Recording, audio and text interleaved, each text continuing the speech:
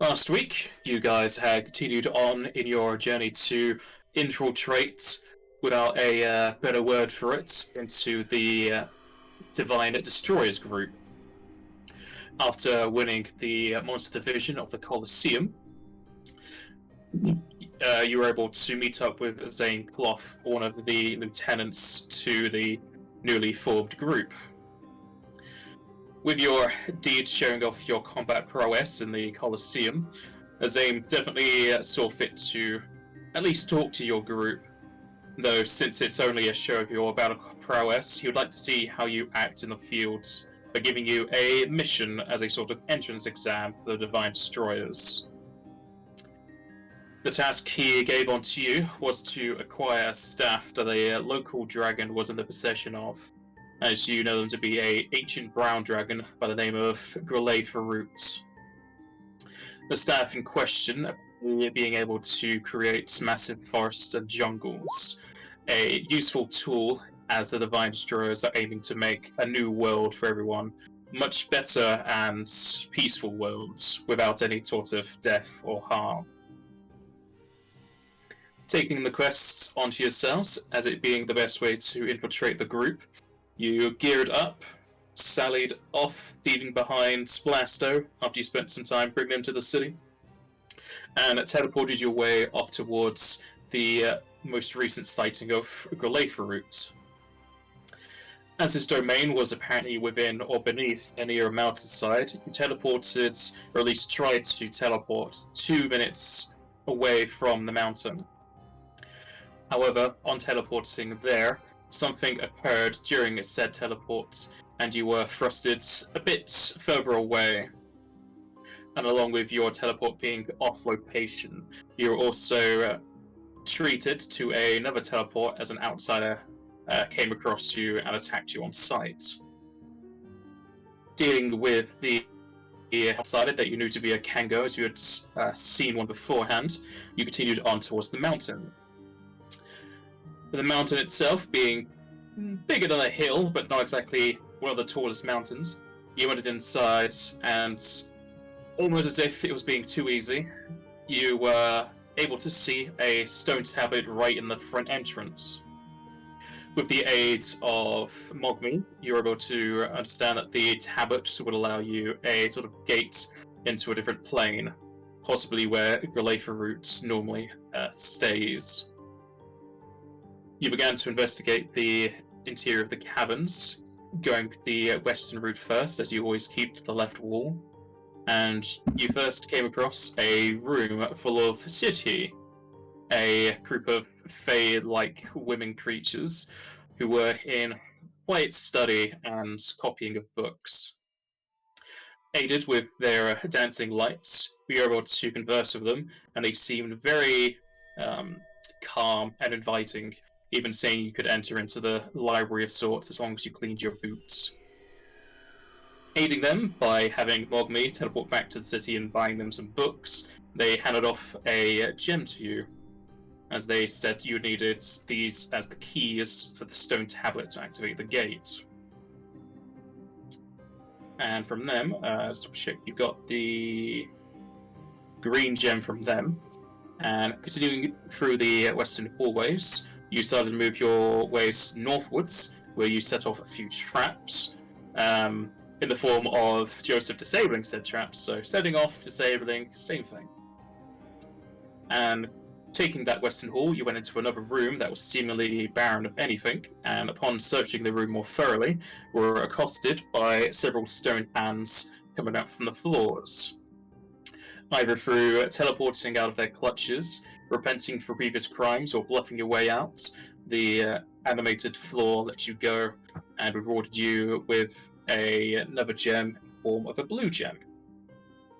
Taking the northern hallway off towards the east, you're able to find the back entrance of sorts that the city had alluded to, as it was a quicker way to go in and out for those who knew how to use it. Though since you have no idea of the command words of the movements, you were not able to. And we ended off last session as you're continuing on your way eastwards. And yes, I'll put a note for myself. as well as Jack just repeating it, I do need to give you experience for the Repentance Room, because I forgot to do that last session. So that's what you get for the Repentance Room. And we shall continue from there.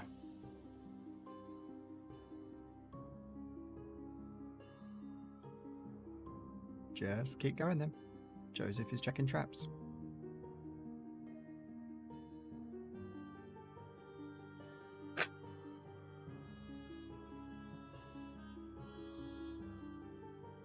Gotta do a manual search for traps right here.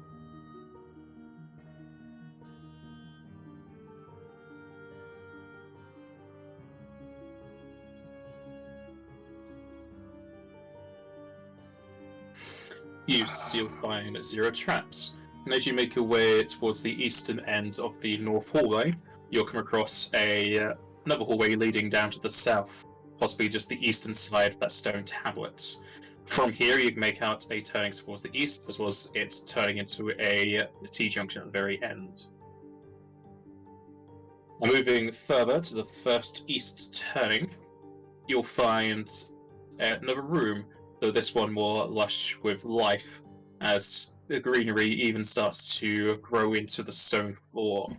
And looking inside of it, either with your dark vision or light sources, you can see it to be a small contained jungle of sorts. There are trees that grow towards the ceiling, bushes with berries, plentiful flora decorating the room sides and corners, with a soft grass floor in the middle of the room. To the south of the room are colourful flowers atop the tips of a large leafy bush. Aside is a nest of old twigs and leaves. Next to that, a collection of nuts fallen from the nearby tree. Fluttering around the room are several fireflies, letting off a subtle green below, giving off just enough light to make out the greenery.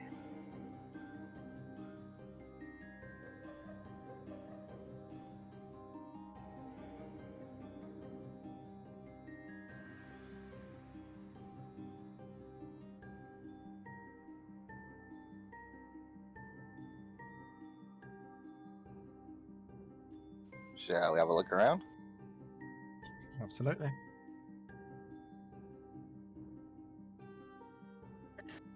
Entering into the room, the party's minds are filled with the voice of an old gentleman. Welcome, in of the material. You have entered into the domain of Nofika. I, a steward, look after her gardens of abundance. Goa is open to all to bring balance and mean no harm.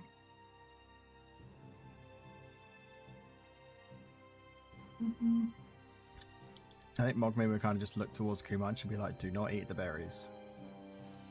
I was looking at the fireflies. Don't eat those anything. either.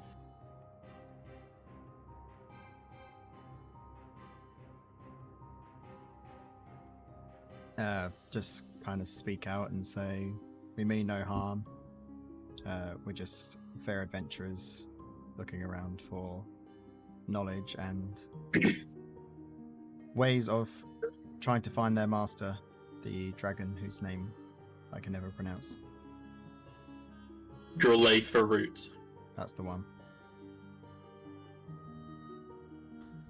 And I'll just continue on to say, we're looking for the gems to the stone tablets, if you would be able to point us into a direction of where the next one could be. The gem thou seeketh is indeed within mine possession, though to give is also to take. A trade I propose to you material beings. Goa has lacked certain life within its confines. Aid its growth, and I shall gift unto thee the gem.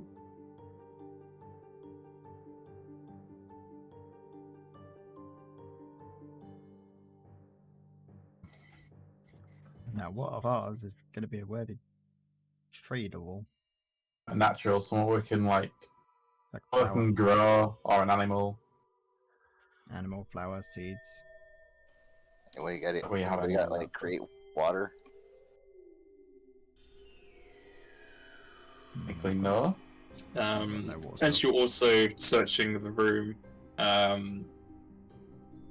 you'll all be able to find, except for Kumash, who isn't bothering. He's just staring at the face for a snack. You'll find that the serpent tree that contains nuts also has a bird's nest atop it with 3 eggs. You can find no signs of a mother bird or even any other type of fauna here. Aside from the eggs, you'll also be able to see several newborn flowers and plants. I do knowledge nature to see what, if anything, I could do to help these flowers grow, and if the eggs themselves are alive, like if the inside is still alive, and if again anything I can do to help them hatch. I'm going to assist on that. I'll do my own. You roll. can't access knowledges. You can make separate knowledge natures for the eggs and for the plants.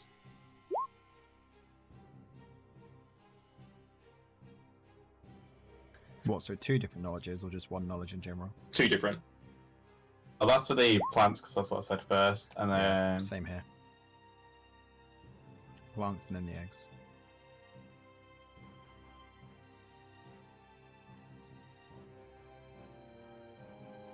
Okay, both of you will know that the eggs are indeed bearing children, without a better word for it. They're fertilized.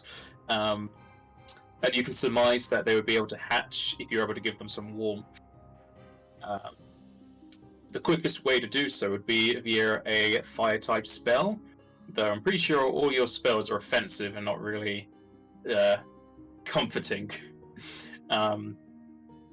Or you can essentially just hug the eggs, which will take a longer time. You'll also know that the newborn flowers and plants require watering. Is there a nearby water source anywhere that we know of? Not in this room, no. I have a lot of water spells. The healing water spell. Could work. As long as it doesn't. My just main drown us. healing spell. My main healing spell is literally just splash you all with water and you heal. Do it. Stand in the middle of a room and do it. Save your progress Assuming first. it would. So if it doesn't work, we can reload. Let me just get a save crystal, put it in the corner. It looked like a question mark. Yeah, spring water would work. So, in water it is.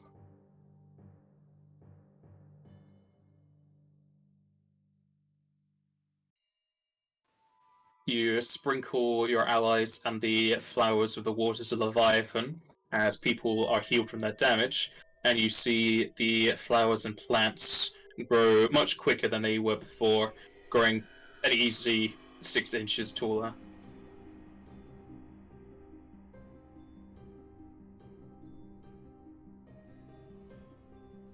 And Joseph will just sit down with the eggs and just put them under his armpits or Someone something tells me like that. too much until might they have start a bit waiting more on. body heat.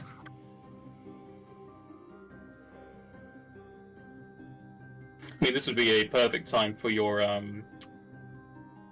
Monday character with your flame fists. Just hold them. Yeah.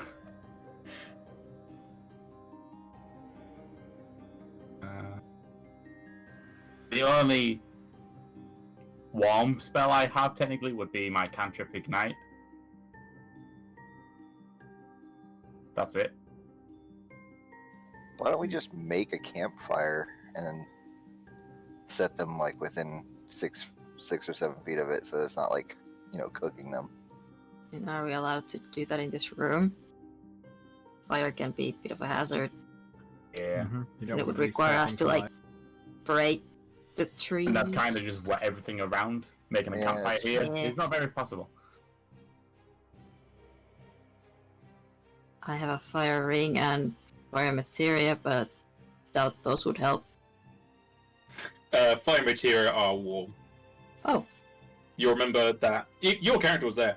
You remember that there was some fire materia keeping the egg sacs of the killer bees back at the Oh, yeah. Derrick Manor warm. That's where I got it from. Okay. to hand over my fire materia for now. There we go.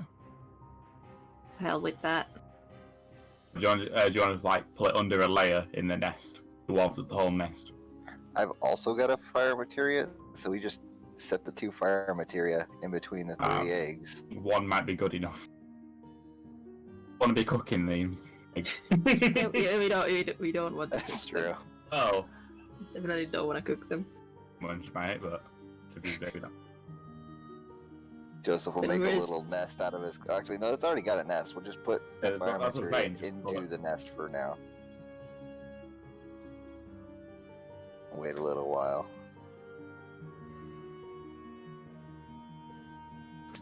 Okay, you'll put the fire material amongst the nest of 3 eggs.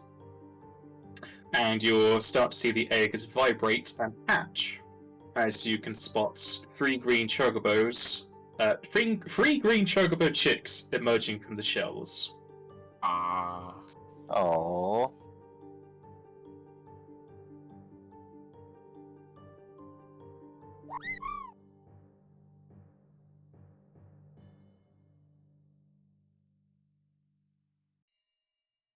After hatching the eggs and watering the plants, the voice will speak again.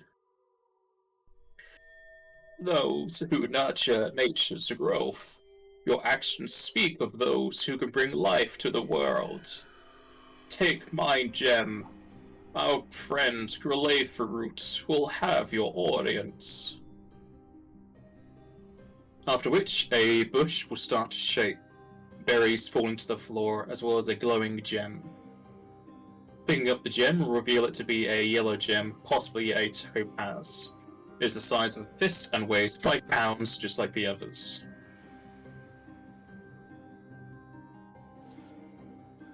Thank you, Kupo.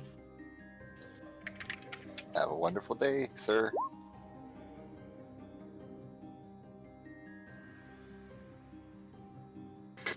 A top hat is tipped off in the distance. Ogme just tips both of his. Still waiting on that art. Get some Photoshop going. It's coming. I'll get it done soon. Wait for the next battle. Heading south from that east hallway, you'll appear upon another eastern hallway, making out the edge of the stone tablet off towards the west. As well as that, you'll notice there are 2 more rooms towards the southwest and southeast, both of which having some light coming out of their entrances.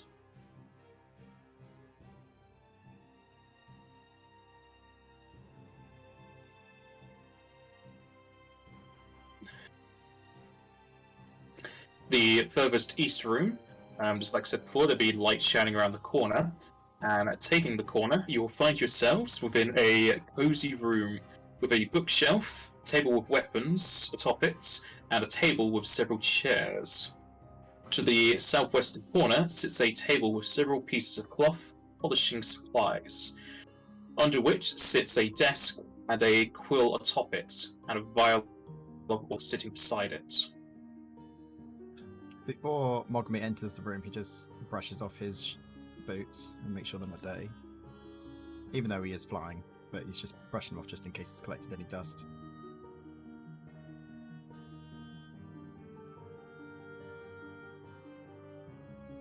Yeah, I'm also wiping my feet. Just gonna search the room. yeah, go on then. I just imagine too much like walking forward, notices people like behind him cleaning the feet, and then he just backs up. Exactly.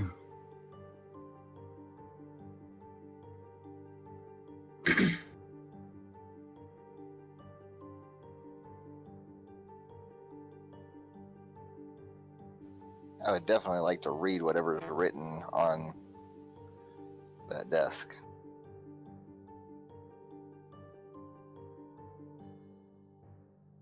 Looking over the weapons, the party will find they all have sheaths, pieces of rope with their names adorned. Actually, I'll put that just into here. There is Oathkeeper, a longsword, Rebellion, a great axe, Shieldkeeper, a heavy mace, King's Retainer, a rapier, Downtreader, a cutlass, Golem's Fists, which are a pair of gauntlets, Kiss of Kings, which is a pair of daggers, Retribution, which is a longbow, Tamist, which is a whip, and Subjugation, which is a fire staff. Any of it magic? The only one that is magical is the fire staff because they're just innately magical. And looking over the bookshelf, you can find that there is a book for each weapon, each penned by the same author, Arthur Penservant. And if you really wish, you can give a quick read over the different books there. And as Joseph asked about it, the southern table is mostly a table for polishing and maintaining the weapons. Underneath that is where the quill, ink vial are. Yeah, is there any sort of paper or parchment down there that has writing on it? It's sitting atop a empty book. Okay.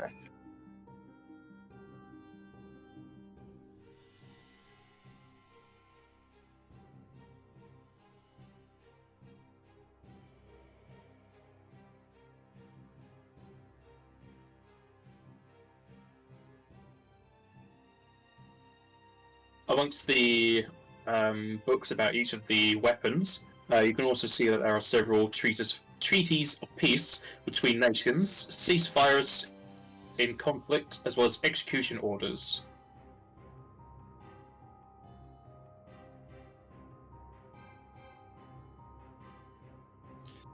Well, let's read them books. Is anyone else going to be reading books? Yes. Yeah, shall we? Sure. Joseph's actually going to pull up a chair and just start pouring through them. Okay. Everyone give me a linguistics check. Doesn't matter if it's untrained.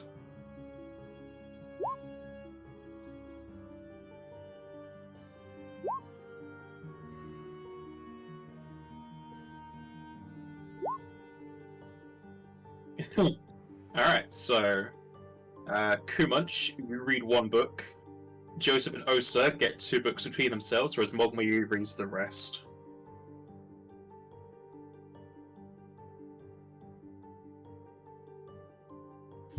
And the books are as follows. You read over them to get a brief concept of the weapons themselves, and as a brief description of them, Oathkeeper is a longsword wielded by a loyal paladin whose journeys led him to many lands. At each stop, he made sure to aid all those in need.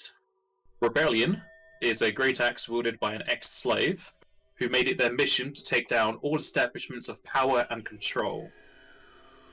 Shieldkeeper is a heavy mace wielded by a protector of the weak, a woman whose whole life was dedicated to protecting her country.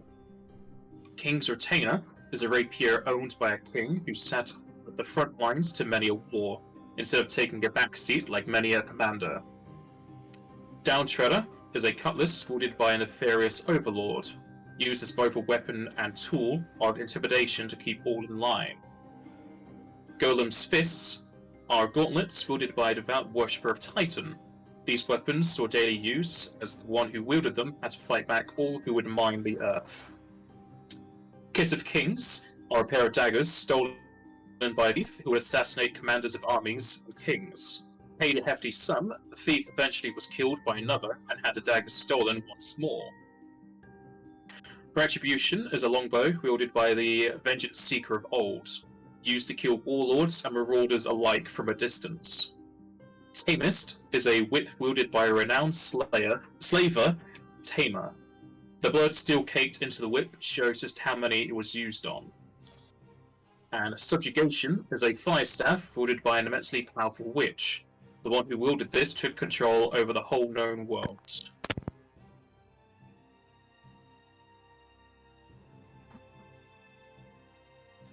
Nice.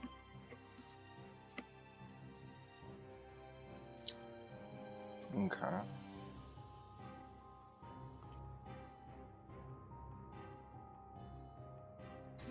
What is the condition of the weapons? Are they all freshly polished, or are they needing some TLC. All weapons have definitely seen use, especially the tamest whip that still has blood caked in it, just because it's really hard to get that out. Though while they are very well used, they are also very well maintained, seemingly being polished within a few days or so. Okay. And are they all out of their sheaths or racks, or are they? No, they are all in their sheaths if they have them. Okay.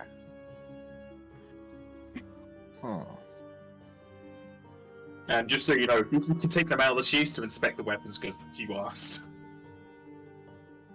What was that? You can take the weapons out of their sheaths because you're asking about their quality. Oh yeah, okay. I would do that. Yeah, it's not as if you're just looking at the sheath. This sword is in well condition. Yeah, no. What's this over here? That's That the is- desk that is the polishing station. All right. Yeah.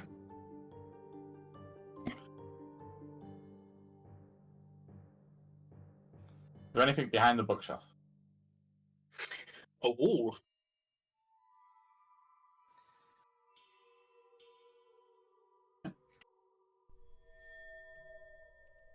Is there some sort of order to the different conflicts? Such as this one happened first, and then this one happened, and then this one happened, that we could possibly put the weapons into a set order? No. As far as you can tell, they have no year associated with their occurrence.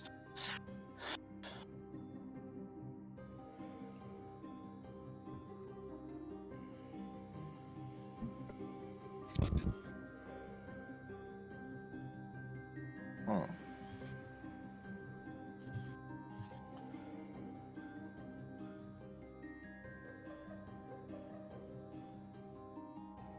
Do you want to check the other room first and come back here later? Yeah, we Yeah. might want to do that. Because We're I missing I can't really think of anything to really do here except for read. I've already Yeah. did that. But knowledge is power. Read it all. You'll control the world. But power is power, and strength to hit things. My friends are my power.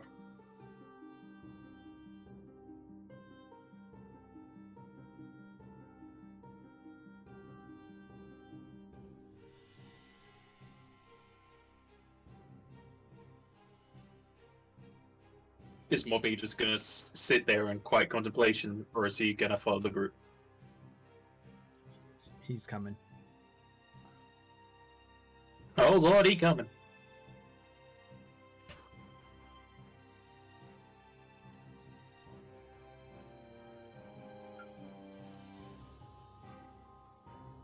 Making your way to the first room in the eastern hallway, again you'll find some shining lights going through the archway. Heading inside, you'll see on the western wall sits a large stone hand made of marble, with two braziers filled with flames either side. To the east of the room is a large bookshelf, next to which is a small desk with several open books.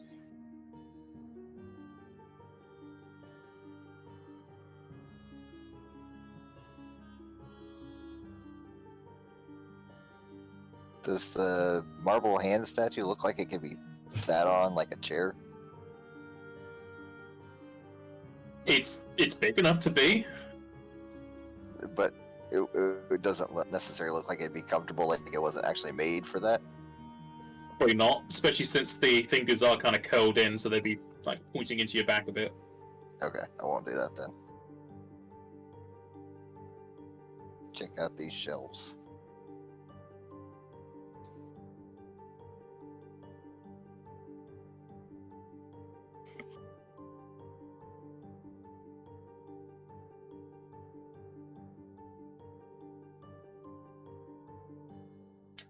Looking over the shelves, you'll see plenty of fantasy and fiction novel and non-fiction novels.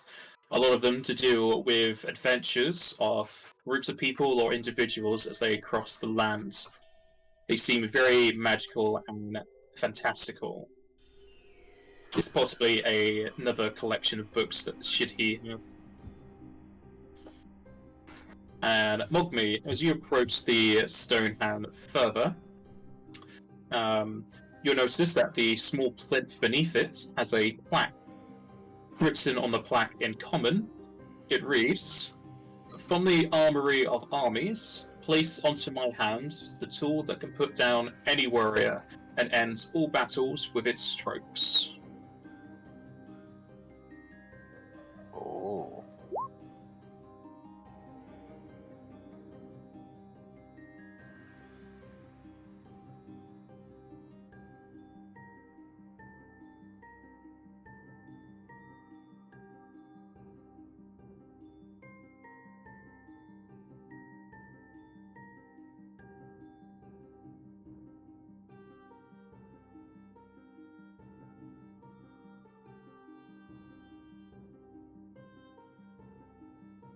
Okay, so it's not the shield, it's definitely some sort of weapon. The quill. Guess then is mightier than sword. Some say. Yeah, because the books as well. These trees and So stuff it's like the that. kind of- Was. It's the kind of riddle that I would expect from a place like this. It's all been peace and tranquility and all that sort of stuff so far. I think you're right. Agree. There Ends was an all battles there with was its strokes. yeah, Exactly. just It's right not the end. slashes. It's not slashes or all like that. Alright, Strokes. I'll run over to the other room and grab the quill and run back over here.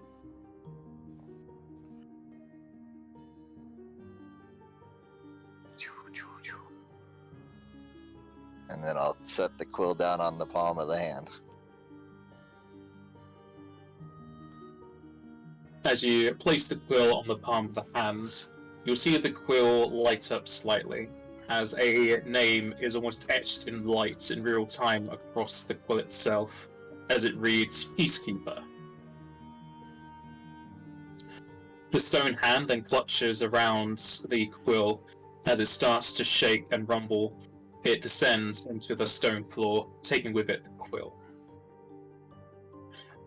In its place, a new plinth is raised up, atop which stands a red gem, possibly a ruby. It is the size of a fist and weighs 5 pounds. We did it! G, you get a hero point. I already had 3, but thank you. You get no hero points. Aw. You should use them more often. I'll Yeah, feel you your should pain, rest don't them. worry. Oh, hell, let's enjoy it. Whenever there's a next cooking session, just use it for that.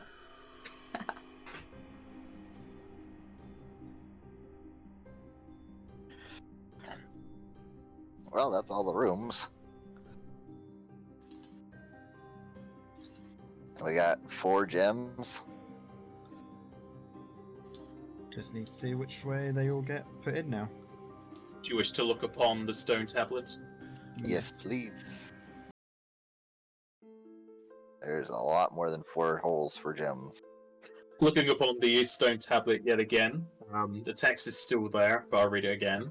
On the top and bottom, you've already decrypted the runes, and it reads, "The azure waters wash over the rivers of red blood. The violet flow of honor returns life to the green world. The green world revitalizes its muddy earth with the light of the yellow sun." And you now have these 4 gems. We have a blue, a red, a green, and a yellow. You should be able to see the names if you're colorblind. Like, I have slight colorblindness, so if you can't see those colors, they have names.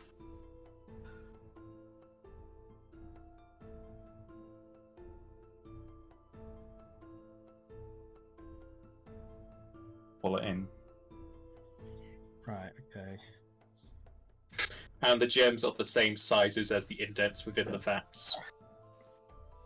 Should we do a little bit of experimentation first? Just put the red one in the middle and see what happens. Click. As you place the red gem within the center of the vat, The vat itself starts to fill up with a red liquid. As it starts to overflow, it moves into the line and progresses into the lower vat. Like so. Right. Ooh. It's like a liquid type thing. Yeah. So the azure waters wash over the rivers of red blood. So basically, the blue's got to wash over the red. Yeah, so it's got to be up higher and flow into Kind of like the that. one with the red. Violet flow of mana. We didn't get a violet one. Well, blue How do and you red make mix violet? violet. Yeah, so Yeah. when these mix, Oh, okay. Gonna Okay, mix gotcha.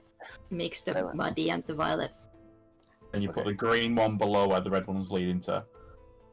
So down, yeah, there. And then the yellow. Oh, no, yellow above the green. There you go.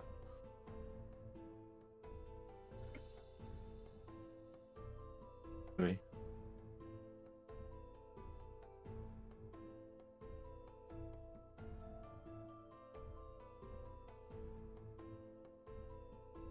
That's your answer. For now, yeah. Maybe.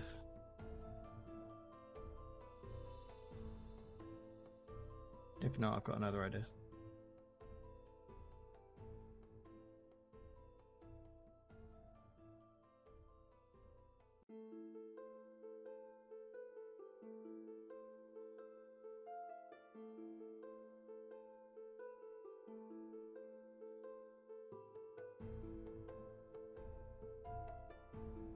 That's the right colour.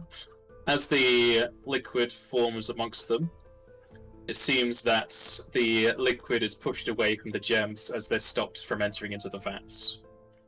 Okay, yeah. I've got another idea then. Blue and red like here. Yeah. So, So Right, this I'll is just- empty.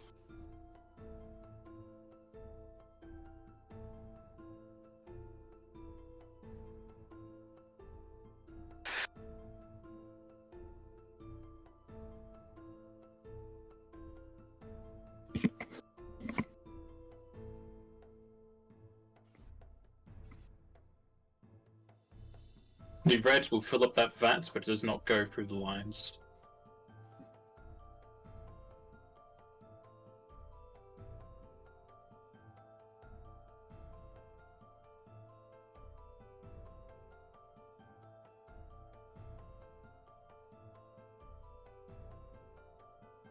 That's how I think it will go.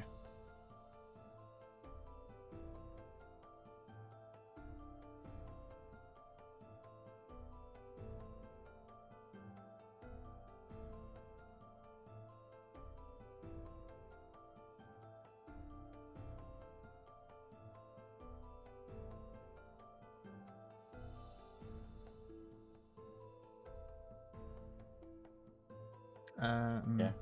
Yeah. No, that's alright. If not, the green might go there.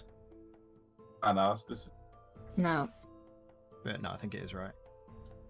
this is how we get brown. The red flows into the blue as it creates violet. The violet then flows over into the green, creating a brown. Then the brown flows together with the yellow, creating a tan color. You may also see it as a yellowish brown or a brownish yellow. After placing the correct gems in the correct places, the liquids will pool from one pedestal to another, finally filling in the final vat. The tablet will shake slightly, dust and gravel falling from the adjoining walls and ceiling. With a purple spark and rush of winds, a swirling vortex-like gate will appear in front of the stone tablets. In the middle of the vortex, only a black abyss is visible.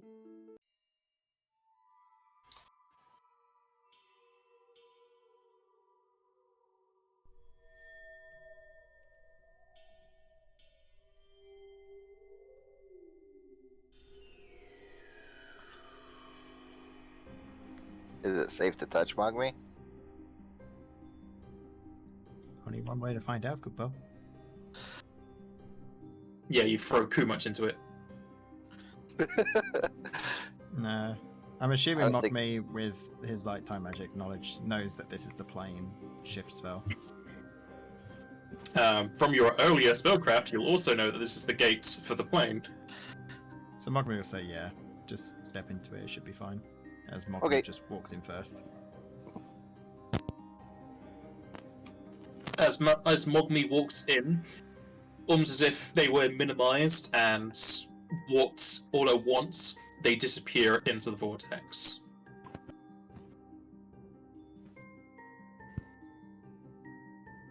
As soon as he said it was safe, I was going with him. And the same occurs to Joseph. I mean, I'm gonna follow them.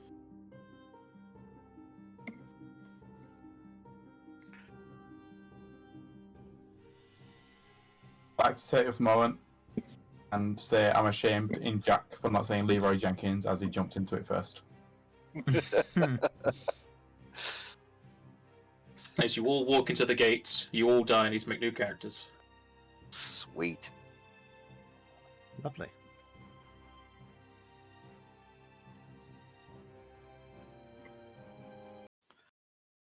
With a long trip across a cylindrical pipe of black and purple swirling colours, a cascading of sounds from explosion, planks of metal, to chirping of birds and rushing water, the party will be transported to a new plane.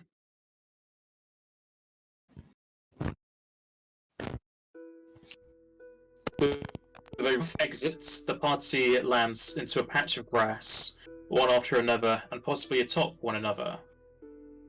Looking above, they spot the gates fizzling out into a small orb and exploding in a small droplet of black water.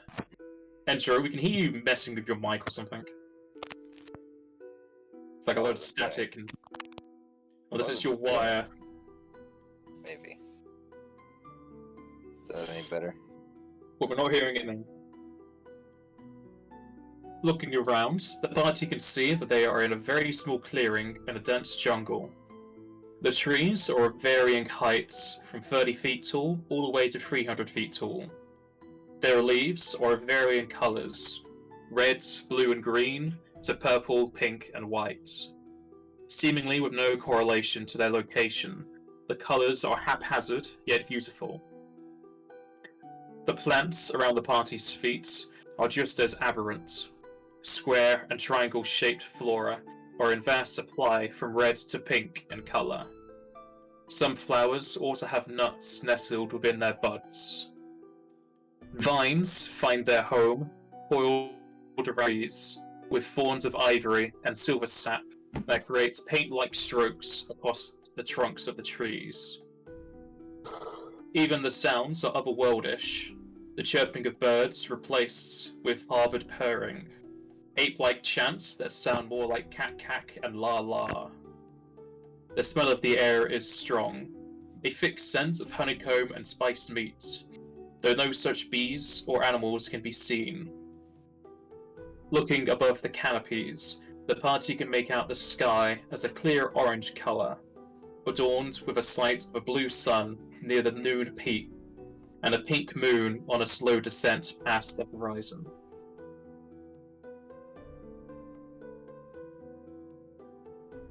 Moving in. You're moving in. Moving in. It seems very tranquil. Well, the housing market's kind of a bit in a mess right now. Come on, you can sleep anywhere. Don't care about a house. Joseph's gonna go check out this water fountain. That fountain doesn't exist. This Oh. is just the closest image I have to what the scene is.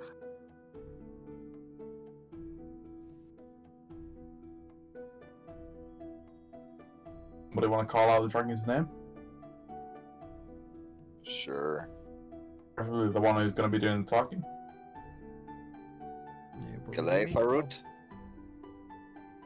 Anybody? Whilst looking around and calling out for the dragon and investigating your surroundings, you can feel yourselves slightly unwell. The heat of the local vicinity has risen quite sharply, along with the gravity also feeling much stronger. With a knowledge planes check, you could identify this plane as well as any traits it might have.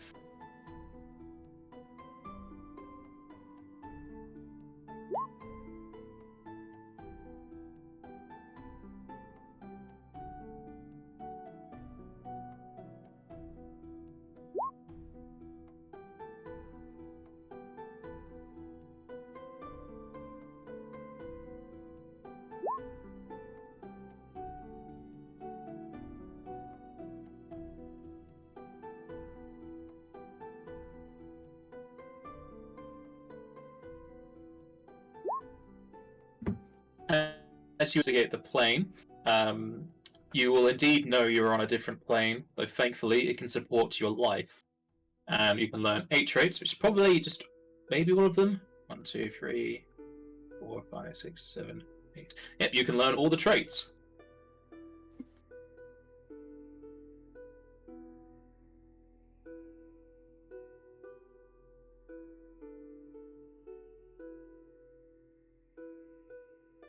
Hey, give me one memento. I was gonna say, just list down. I'm just making a handout so it's easier for you to read.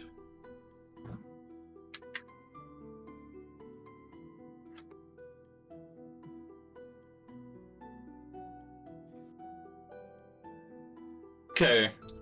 You'll know that the gravity of this plane is heavy. It will cause a -2 penalty on all acrobatics, climb, ride, and swim checks, and all of your items weigh 2 times as much, and weapon ranges are halved. Falling damage is also increased to 1d10 to a max of 20d10. The time of the plane is flowing, at a rate of 4 times slower than that of the material plane. 4 days spent in this plane will only have 1 day pass in the material plane.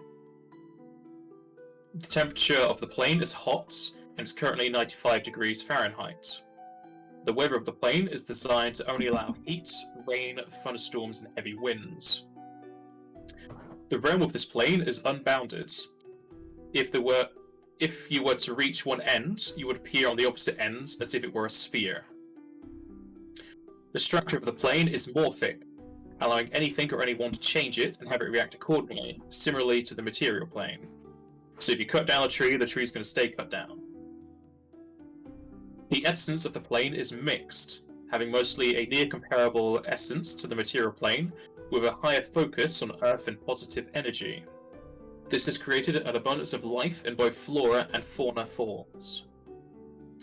The alignment of the plane is true neutral, with a slight nod towards lawful. This incurs no penalty. And the magic of the plane is enhanced earth, causing any spell of the earth school to be treated as if the cast level were 2 higher than normal.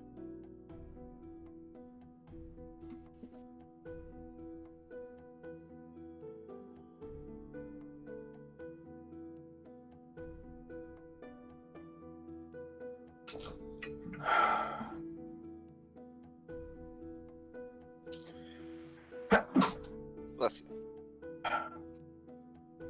Coronavirus. You'll So live. much reading.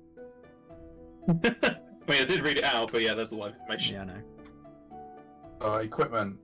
I am fine with that. Not being moved into medium weight. Not even close.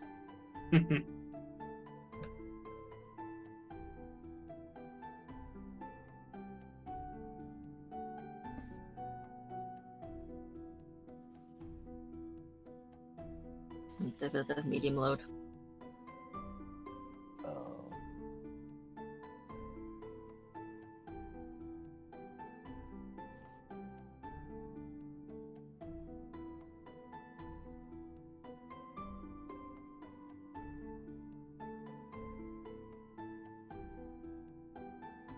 So, just out of character quickly, am I right in thinking we were originally sent here to kill the dragon? No. So What was the original mission then? To get Yeah. the staff. yeah. To get what? We ain't killing the dragon. Well, I know The- that. The staff that creates forests. Right. Okay. Joseph is in a medium load. I can carry some stuff for you. It's basically my armor that does it.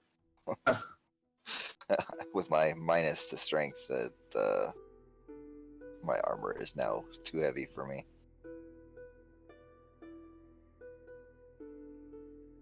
Where's my armor?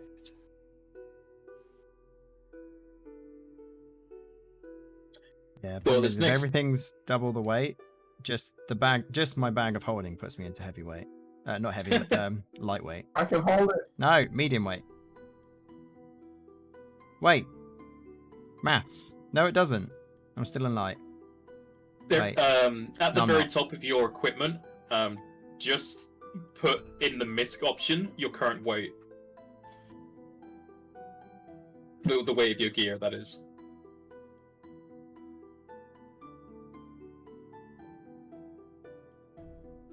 That way you can just have your sheet do the math for you. Yeah. And then Might see that that should again. automatically add the encumbered penalty, right? Yep. it Yeah. does. Oh, I get it. Just plus onto what you already have on you. Because that's what 2 times means. I can carry that bag of holding for you.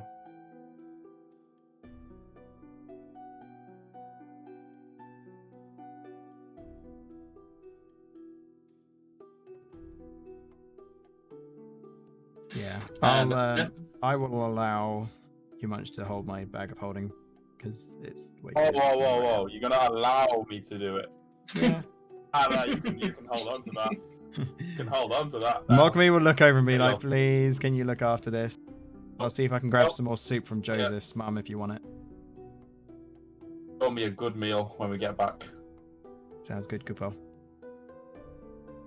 I reach into my portable hole and grab out one of those meals that my mom prepared. I just sleight of hand it over to Mogme.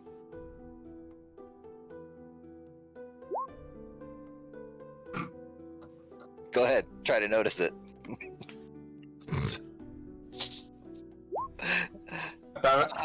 Nah. Mogme would just kind of turn around and be like, here you go, and opens up the tub. Well, the question is, would I recognize this food? Munch. Well, you haven't really eaten much since then. You had that, then you had a course meal or whatever, and you've now here. What about like a chef roll to see if I recognize the meal? Sure. Chef roll. Damn it! Yeah, you'll recognize it. Did You know, that it's the freak- same stuff that we came back with when Mogme and I came back from my mom's house. I know this is not yours. He's the one that gave it to you last time, too. I gave it to you as well. Good ball. How do you know it's not mine? Cat cook. It was like 5 days ago.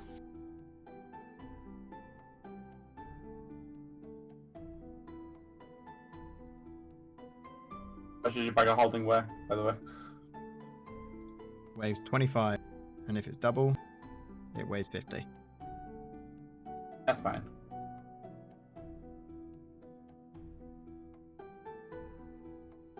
You're also just on the cusp because there's 8 traits and you got 8 of them.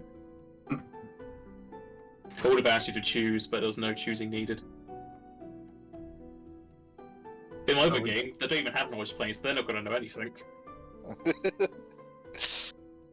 Are we just looking around? After you've finished investigating the plane and moved your gear around, I'm going to need everyone to make a fortitude save.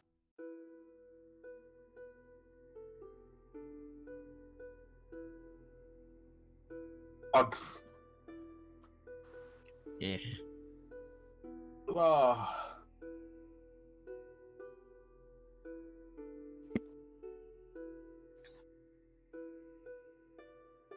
Oh, I have hero points. I'm using one. It's a good point. I don't believe in these things. You know what? I'm going to temporal hiccup mine as That's well. much better. Temporal hiccup.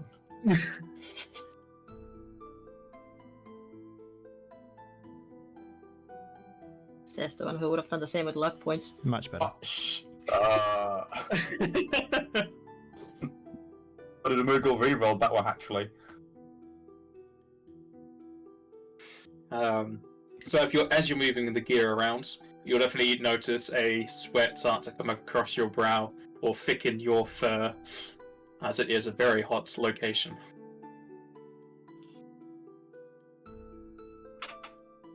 Ooh,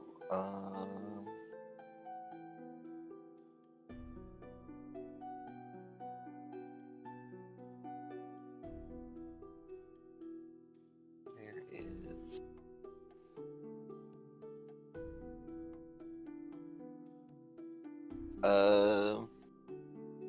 Ooh. Would the Wand of Elemental resist help here? No. Okay.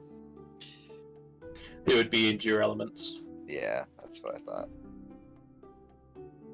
Because fire damage does not incorporate heat. Aha! I have a one that would actually help here, though. I am going to cast Chocobo Hall on myself. With the Wand of Chocobo Hall that I have. How long does it last? 2 hours.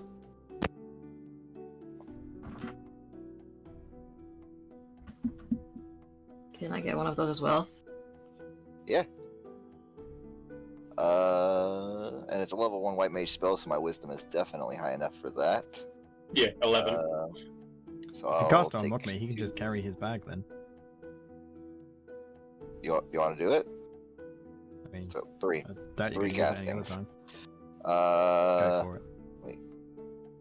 hold on. What is my UMD? It is plus 29. So there's 1. You don't need to make the check with plus 29. Oh, okay. The DC is 20 for ones. Okay. So even if I roll a 1, You can't fail yeah, with plus 29. You also don't Okay. need to emulate the ability score, that's only for scrolls. yeah. Oh, okay. So there we go. 3 castings of triple R carrying capacity. So Even with triple, I probably still am not up to Kumunch's light load. I can carry 130 in my light load. What's Kumunch's? In that case, no, you're not. Wow. 200. I'm at triple plus an 8 strength bonus, and I still am not up to his level. 8 You're a strength big bonus? motherfucker. Yeah, I've got Chunky. I've got muleback cords. I have 22 strength. You're a big motherfucker. You burned. how do I change my...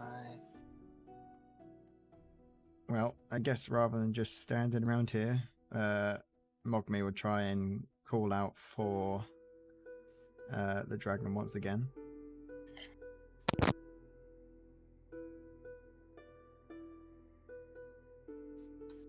As you yell out the dragon's name, all you can hear is the fluttering of wings as some of the birds fly away from their roosts. Should we just have a look around then? Seems to be. Uh, Might be what's the napping, tall... Kubo. Is there a taller tree around but I can climb up and try to take a look around from up on high? You would need to climb 300 feet upwards to get to the top of the canopy. Can Mogme just fly up there and take a look? Yeah, that's probably a better idea.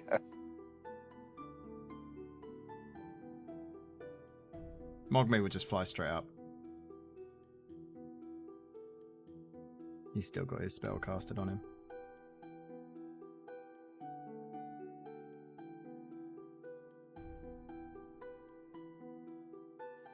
Chong. I must kill my planet needs me!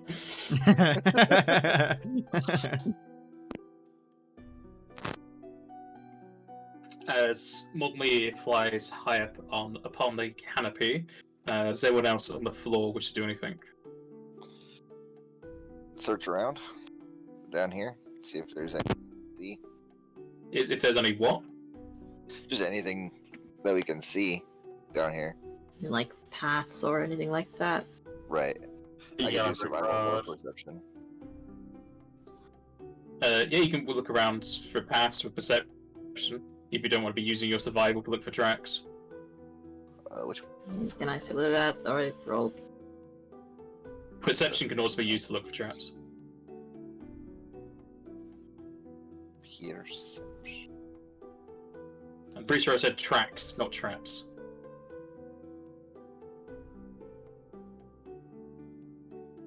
Is that to look for paths, Joseph? Yes. As you look around, there's no form of path. Okay. Osa, did you want to look for tracks? Yeah, I'm just gonna use my survival instead. Yeah. Let's do it so. Well, you get bonus, that's higher. Yeah. As you're waiting the return of Mogmi, looking around, you'll be able to find some large dragon prints leading off towards the east. You'll also be able to tell that the prints are a few days old, but due to the size of the creature, the prints have lasted a long time.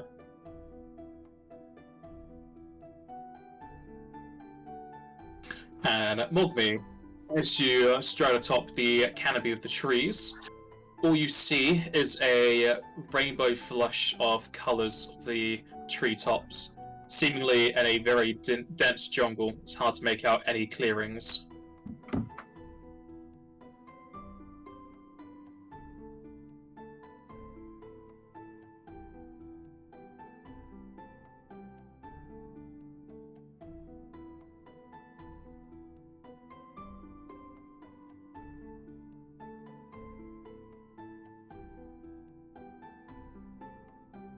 Hi there, Kupo.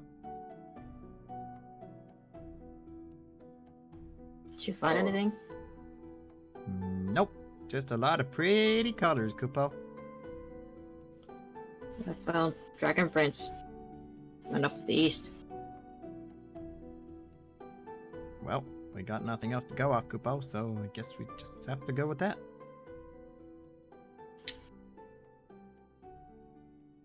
Yeah. They're a couple days old, but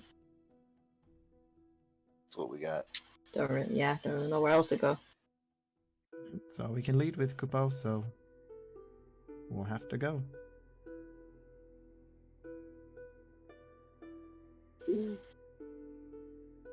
And our adventurers head off eastward. Following the tracks, the party will find themselves walking for at least an hour before you all need to make another fortitude save, as the heat continues to rise.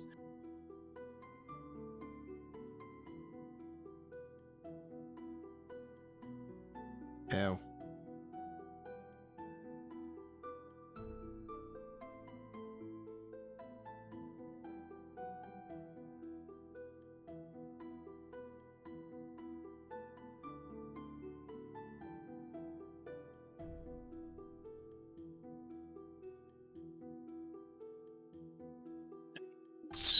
Continuing offwards, Mogami, you will take 4 points of non-lethal damage, as you are suffering slightly from heat stroke. It's hot, Heat Kupo. stroke already? Well, Heat exhaustion. heat exhaustion. It's probably a better word. Yeah. Because the rules never say what the damage is from, you're just getting damage from being too hot. For real.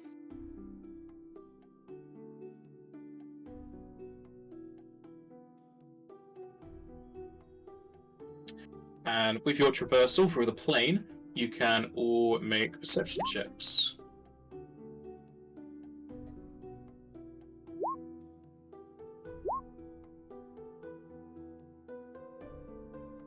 Hey, the check I really need to roll a 20 on with this party. Yeah. Ah. Like how we have plus 26, plus 26, plus 27, plus 15. That's what I was saying. I don't need to roll 20 on this. I'll happily roll on these. We got the second lowest. And thanks to Kumunch's 20, you're all able to recognize that several creatures have started to observe your group. Hiding atop the trees and bushes, several monkeys of blue and red fur scratch their chins and heads as they stare at your party, while possums with mushroom backs sniff the air around you.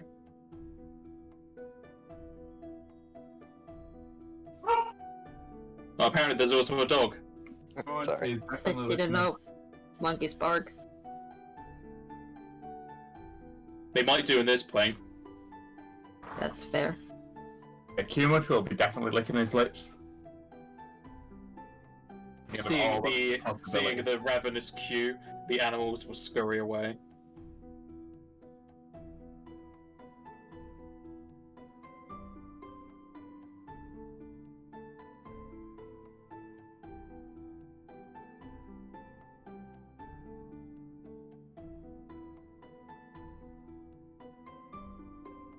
Nothing from anyone else?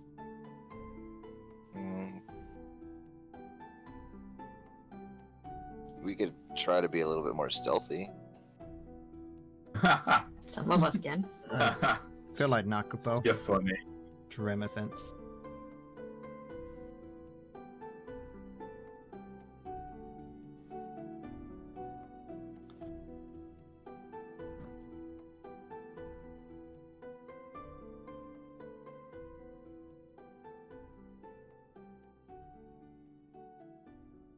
Okay, if no one wants to do anything else, you continue onwards. Yep. As another hour passes, you'll all need to make another fortitude save.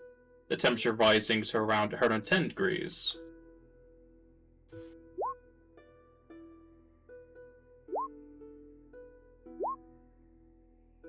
Yeah, I'm gonna use a hero point on that.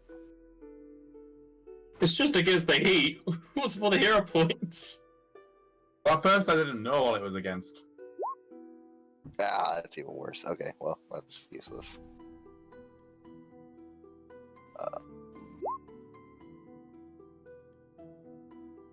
That's right, rolling high again and stuff I don't need to.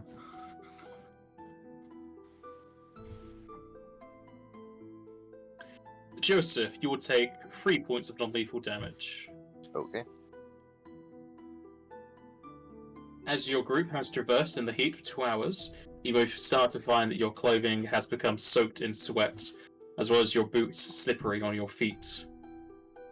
And I need to recast Ant Hall, or not Ant Hall, Chocobo Hall.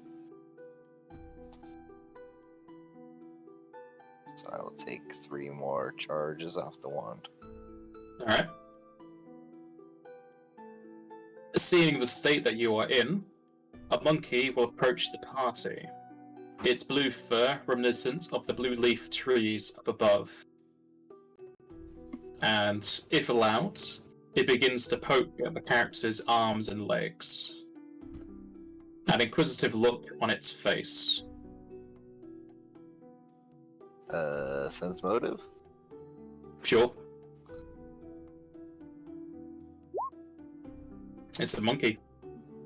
I took him. Want It to show seems- us something, little guy? It seems curious. It could be intelligent. Is it an intelligent creature? Good question. Does it appear to be an intelligent creature? Try speaking to it, Kupo. What do you want? Why are you poking at us? Licking the sweat from its finger, it raises both hands and lets out "Kink, kink." A group of similar monkeys come climbing down the trees, inspecting the party, pulling on your legs and arms, some even climbing atop you, picking at Osa's fur as they find insects. Are they harming us at all? Or are they just Well, grooming us?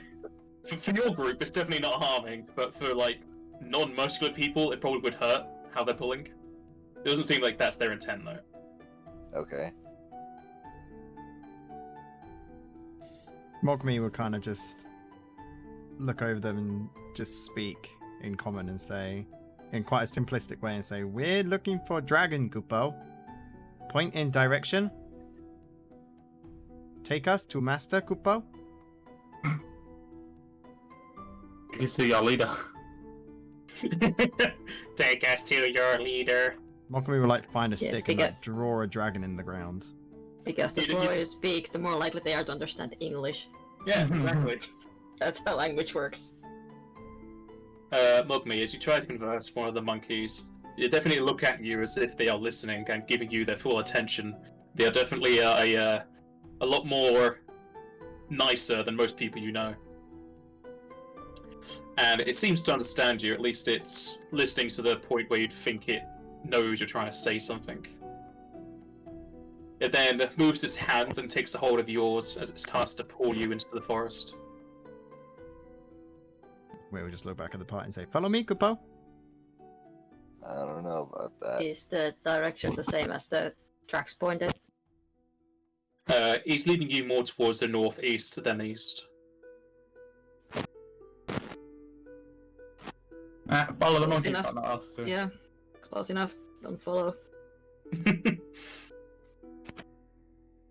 And grabbing a hold of the Moogle's hand, it's more like it's grabbing your hand in your wrist just because the monkey's bigger than you. And Entro, your microphone's acting up again.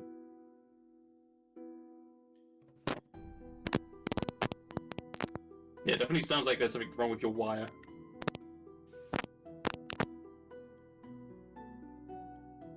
And now I don't hear you at all. It's just all the noises. Yeah, I've started turning off the microphone now. I'll just turn it on when I'm talking again. How long is the party going to be following the monkeys? I'm not necessarily following the monkey. I'm kind of just being pulled by the monkey. So as long as he's willing to take me.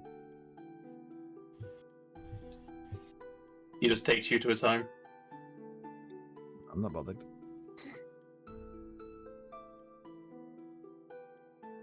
You follow them to see if there seems to be like a specific direction or if it's just gonna be meandering in the woods.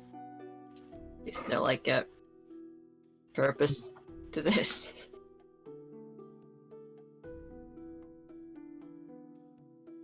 It definitely seems like they're going in a specific direction rather than being aimless. After 20 or so minutes of walking, the party will find themselves at a small pond filled with fish of silver, gold, and copper colours. A monkey will move to the pond, drink the water with its hands, and point at the party to do the same.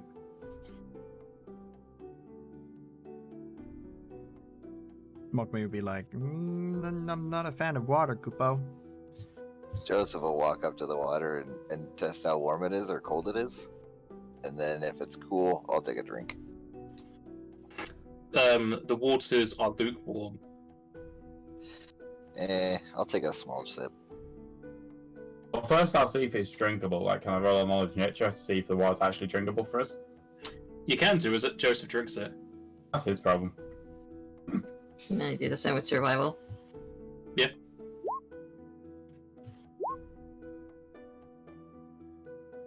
I've just rolled D12s, I think, on my knowledges, at least. As you drink from the waters, Joseph, you feel your insides cool and a calming sense move over your body as you don't feel at harm from the weather anymore. Kumoshinosa, as far as you can tell, it's drinkable.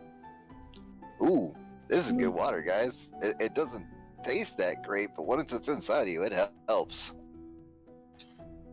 I'll take a drink. Alright. Yeah, I'm gonna take a sip as well. Mokme I'll will lap just it pull like out- a dog with a big ass tongue. And ball Mokme it will up. just pull out a straw and start like hovering over the water and drinking, but trying not to touch the water. You probably have like water skin or something. Just because it's basic adventuring gear. Pretty much. Munch accidentally splashes Magmi. Sleight of Mokme hand. accidentally makes Oh no, Scrooge disappear. he's not trying to make it. Like, he's literally up in the water with his tongue right next to where Mogmi is.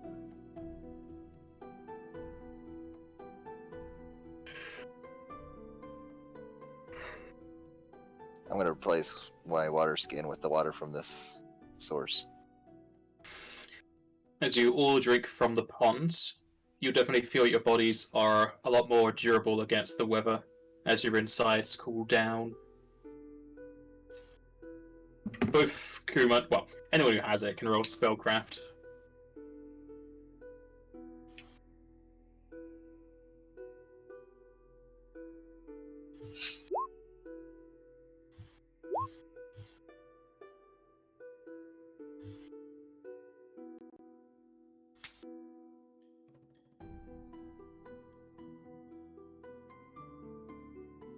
For mine, because I don't have that gloves on right now. Oh no, yeah.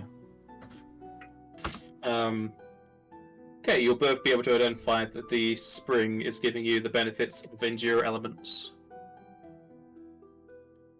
Nice.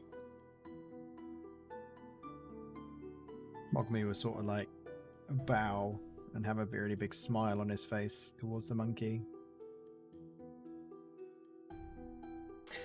After drinking from the pond, another monkey will make wing emotions with its arms, shouting, "Oh!" Not then a clue points- what you just said. Why? Did it break up? Yep. I don't know. Okay, I'll just copy and paste this. He shouts "La La Roo." And then he will point the party off towards the northeast. Northeast we go then. Head that way. Thank you. Thanks. Will our spellcraft tell us how long this endure elements are gonna last? 24 hours. Oh, okay. Because that's just how endure elements lasts. Alright. And following the directions from the monkeys, they will stay behind as you move deeper into the jungle. Another 3 hours will pass, at which point Joseph's probably going to put on Chocobo Hall again.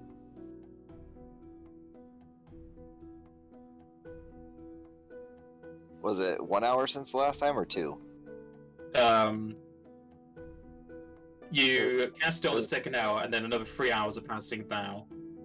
Oh, okay, yeah. I'll definitely take another just couple off of that. Another 3 hours will pass as the sun above starts to descend, the temperature falling to around 95 degrees, though with the aid of the endure elements, you don't need to worry too much about that, except just feeling hot. The trail is seemingly endless. You're unsure how far you will need to traverse to get to the dragon. Thinking on your journey, your group starts to feel a shift in the air as you notice the blue sun start to shake in the sky. As if detonated from the inside, the sun explodes outwards, splitting into thousands of blue droplets of fire. A shockwave sending a solid rush of 50 miles per hour winds against the party. And everyone needs to make a strength check, or in the case of Mogmi, a fly check.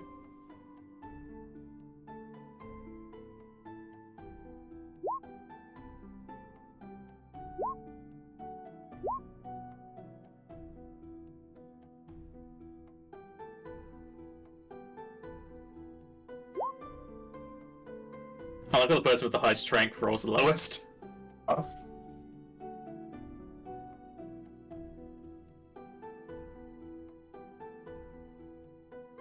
The rush of winds will push Kumunch to the floor as the force from the force of the shockwave. Everyone else is fine. And either on your feet, or in the case of Kumunch, on your backs, you can all see fiery blue flames fall slowly to the floor, absorbing into the floor around you. Touching your skin or armor, the flames also evaporate against your party, feeling as if your internal parts are being nourished. And I'm pretty sure everyone here has a ring of sustenance equipped, don't they? Yeah. Yep. Okay. So that next part doesn't matter. The pink moon starts its slow ascent into the sky, the orange sky turning to a deep purple and pink hue. Instead of stars dotting the skies, you will see a spherical reflection of the plane that you are in, as if you were sat adrift in a snow globe.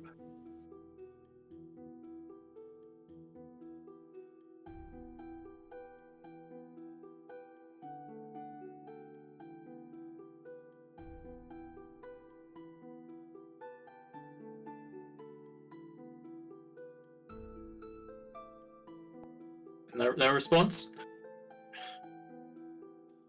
I missed what you said. Say it It's again. pretty. What part of what I said did you miss? Olivix, you weren't paying attention.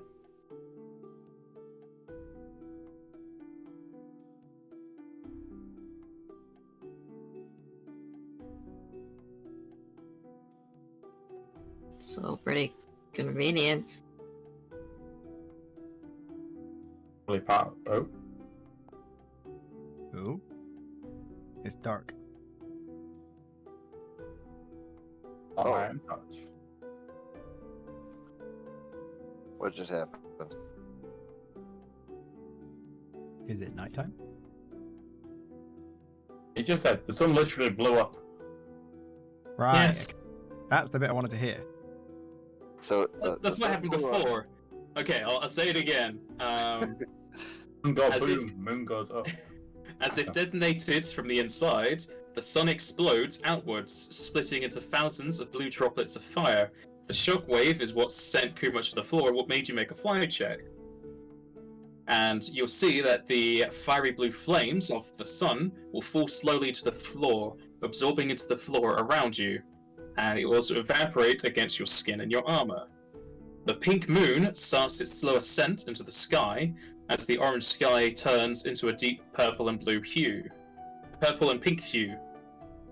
And instead of stars dotting the skies, you will instead see a spherical reflection of the plane you are in, as if you are sat adrift in a snow globe. Right. Okay, got you. Very pretty. Okay, But why did it just explode? That- Kupo? that was weird. Do you think this happens every day here? I'm not sure. I mean, I wasn't hungry, but now I'm definitely not hungry. I mean, these small blue flames aren't hurting either, Kupo. No. Yeah, it seems pretty like purposeful to like nullify the inconveniences of this place with the water and the fire. Yeah, it's as if it's designed for something else, but it's also not harsh to those who are visiting. It's probably to Yeah. sustain the creatures so then they don't turn on each other and start eating each other. Something like that. If Yeah. they do it our plane. Could be. Yeah, Kupo. makes the food Gets rid chain of kind of predator. irrelevant. Gets rid of predator-prey relationships. Everybody just gets along.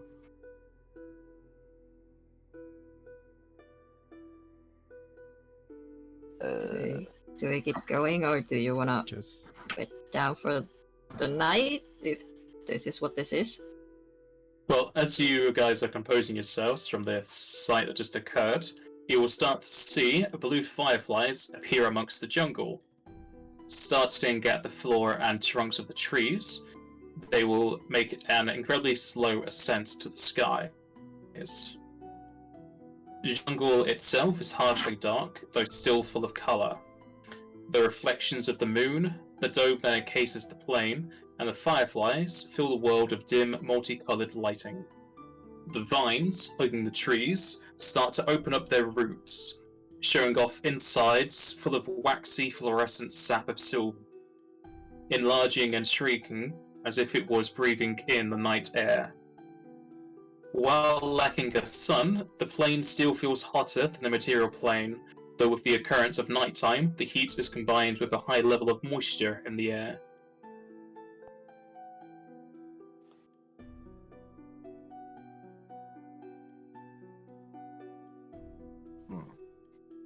Hmm. This is a strange place. Yeah, it's a different plane, Kupo. It's not like Yeah. normal. I've been to different planes, but nothing like this, Kupo. I'll do the other planes, because I have no idea what's going on, but it feels like this is purposefully made like this, like almost designed, you know? I'm assuming the dragon used the staff to make a lot of this himself. I'm sure the dragon has a lot of powers to do most of this all himself, Kupo.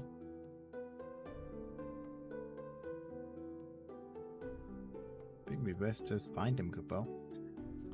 Yeah, how long have we been awake for?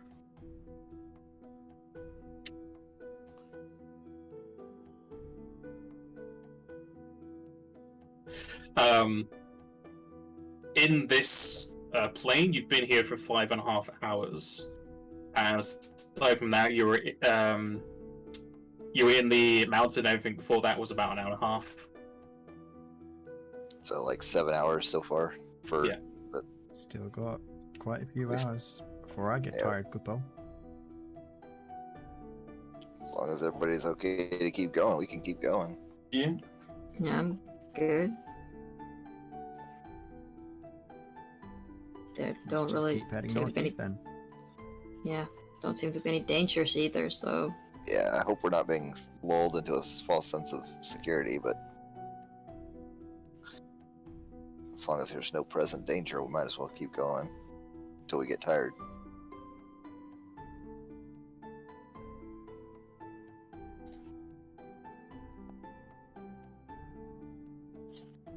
To the northeast.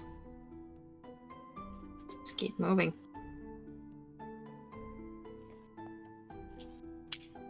Continuing on for the northeast, the sounds of lively fauna is instead replaced with the heavy breathing and snoring of the wildlife, either sat on tree branches or around the roots of the trees. You see several of the monkeys all huddled up together, or groups of possums in a strange circle, heads lying onto each other's backs, nestled within the mushrooms.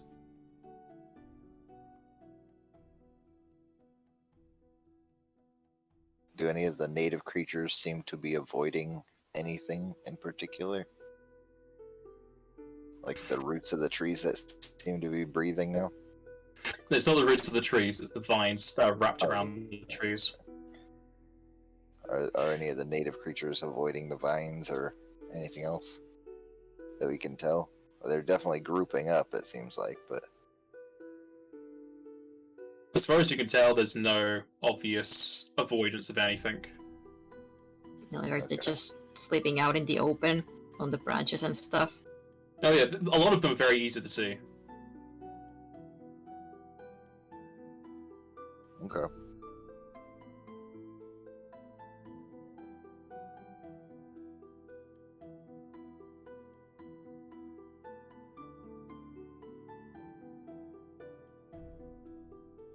Continuing onwards for a few more hours, you continue to pass by tree and tree and tree, as it feels like an almost endless amount within the jungle. Continuing through a very dense part of said jungle, you'll reach another clearing in the woods. A lot of grass across the floor, and several other animals sat across the bushes and trunks of the trees. Across the floor, you'll also notice several other patterns of something hitting the floor, as if this was another possible exit from the portal. Kind of like where the back of the other side of the whole building from the tablet, possibly. Possibly. About how many hours was that? Because I need to know how many charges to take off. 2. 2 more hours. Okay, so that's it up.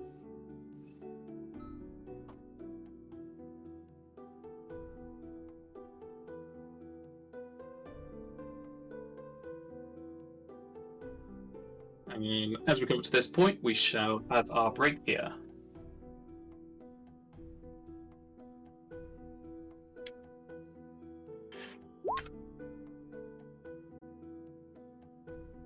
And I should be right back.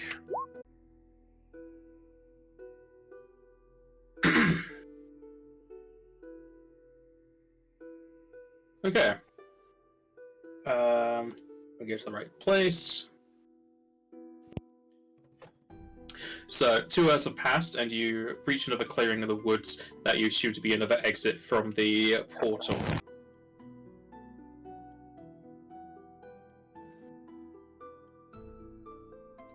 What was that about portal? You have reached another clearing in the jungle, similar to the one you were at before, and you surmise that it's possibly another exit from the portal between the planes. Okay.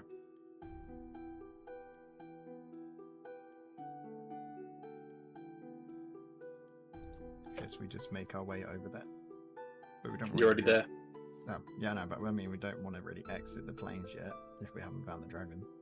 You can't exit the plane, you don't know how. Yeah, it's gonna say, do we even know how to get out of here? That's why we need to find the dragon, good pal. The only way would be find another portal or have Mogma use plane shift.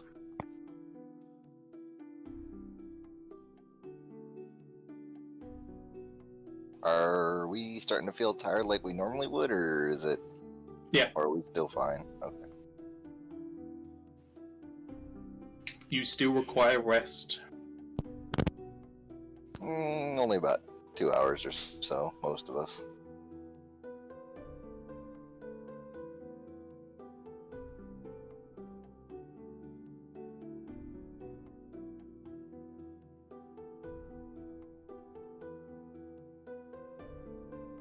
You want to just lay down, or do you want to actually set up a camp, or what? Might be worth setting up a small camp.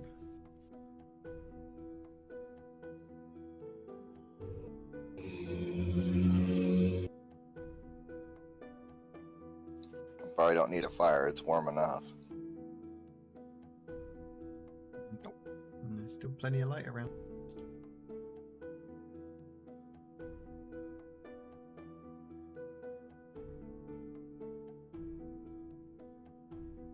Do you want to take shifts, or do you want to just all go to bed?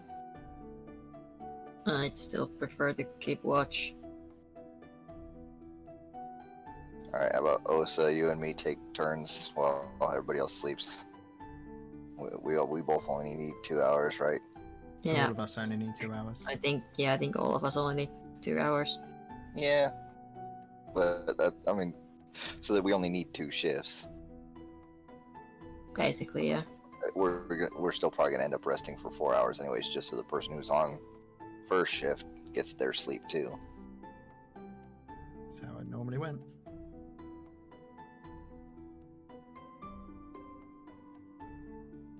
Yeah, but if we only need 2 watches, and I've got dark vision now, we could just do Osa and then me.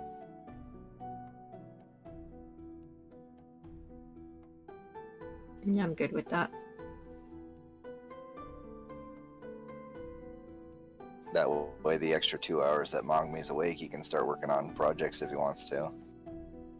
Same with Kumunch. For, like, item crafting if you want to. They're hardly going to get anything done in 2 hours.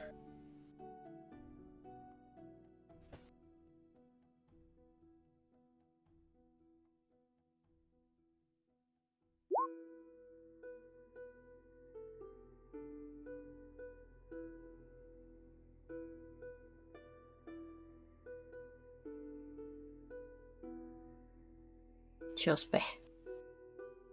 That works. Just be. Just be. Joe Spay.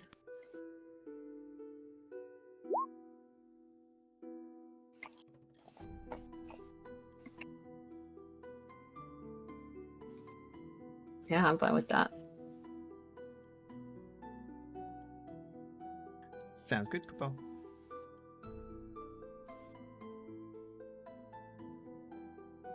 Alright. You stop your watches and go to sleep for the night, or at least what counts as night in this plane. Joseph and Kumach, give me will saves, please. Yikes. I'm just gonna eat your dreams, it's fine. When we're resting, how many hours would we be resting for?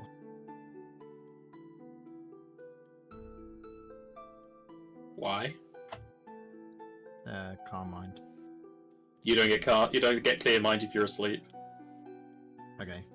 Well, I only sleep for 2 hours, so minus 2 hours of how many time of how much. And time if we're you're on resting, watch, so- you're not having a clear mind. Darn it.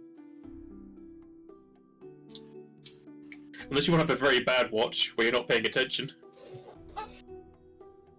I mean, if you want to just meditate, I can keep watch by I was myself. gonna say, yeah, I'll probably just meditate then. It's good to have the MP. Like, that's also what Joseph was getting at, I think, when he wanted just us two to keep watch so you magic users can spend the time somehow else. Yeah, sense. exactly. Do it like that then. So, how many hours of calm mind do I get? Or 2. clear mind? Is Kumach gonna give me will save? He's just gonna accept it.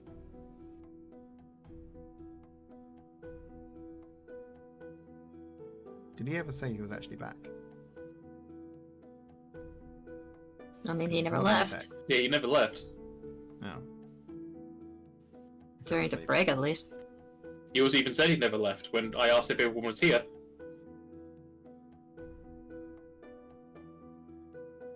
Fish! He's having a nighttime snack. Apparently so.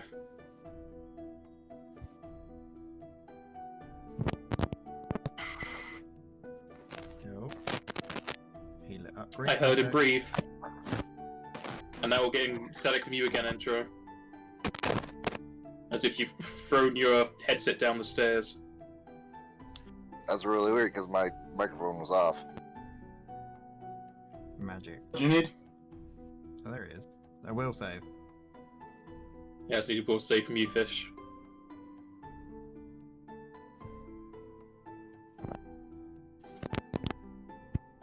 God damn it. Any idea what do you know what it's for?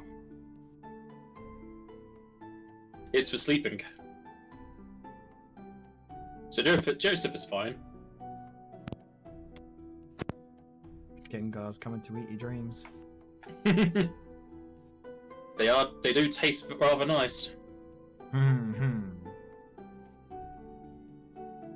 Kumach, as you fall into a deep sleep, your dreams are filled with memories of your past, to the backdrop of blue trees and blue mist.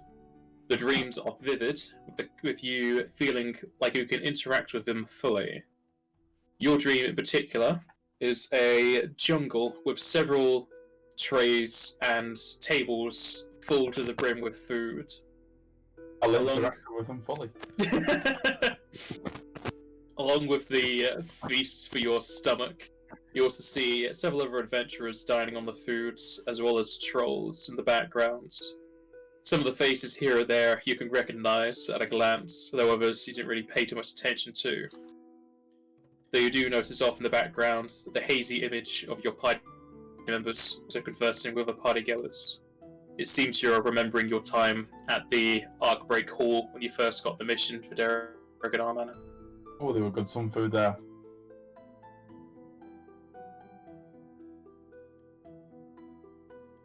And almost as if it doesn't last too long for you, as it's not infinity, you will awake, feeling revitalized and rejuvenated. Atop both you and Joseph, you'll find several reeds and vines, seemingly making a blanket of sorts for your rest. The makeshift blankets slowly shuffle away as you wake up. This place is amazing.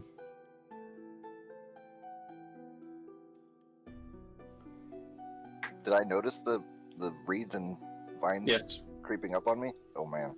They weren't creeping up on you, they were already on you. They made a blanket, then they creeped away when you woke up. I thought I didn't fall asleep. Yeah, you did. Oh, okay. You just didn't have any dreams. Oh, okay.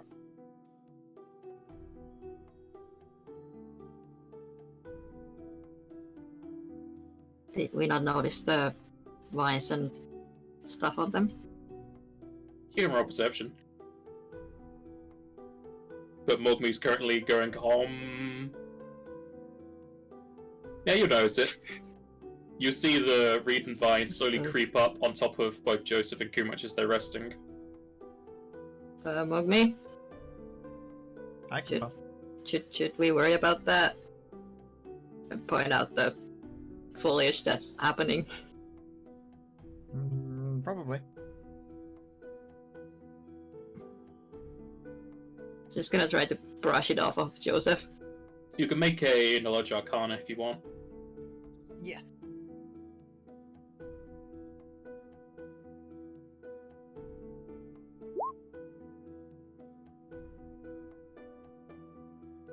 I reckon I can get better than that. So I'm going to do a mic.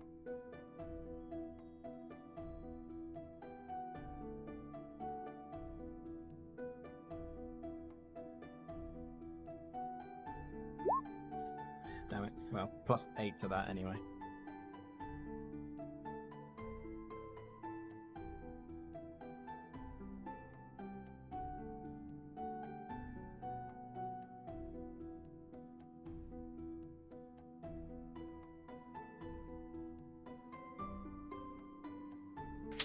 Okay, you can identify them as hug vines, a species of plant that huddles around warmth and warm feelings, often found amongst those of good dreams.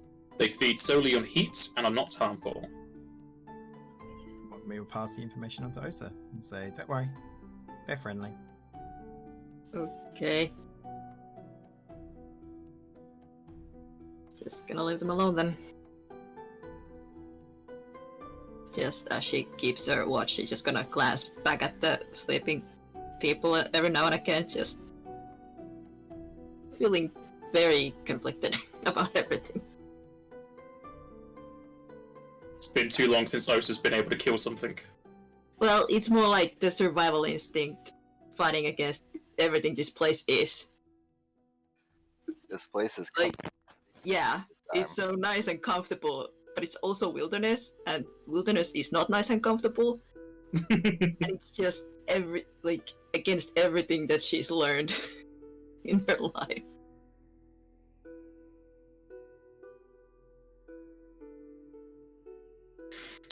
Will Mogmi pass on the information when Joseph and Kumach wake up? Yes.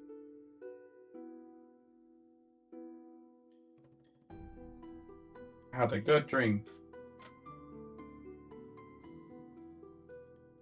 I think I can tell, good Bob. I slept like the dead. I only got half of that because it sounded like your microphone went into a windstorm. I said I slept like the You slept like the static? slept like the dead. Okay. Sounds like you're the one with the new mic, not Osa. G.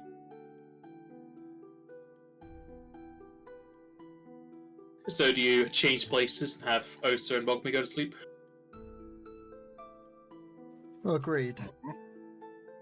Yep. Alright, Osa and Mogmi, give me will saves.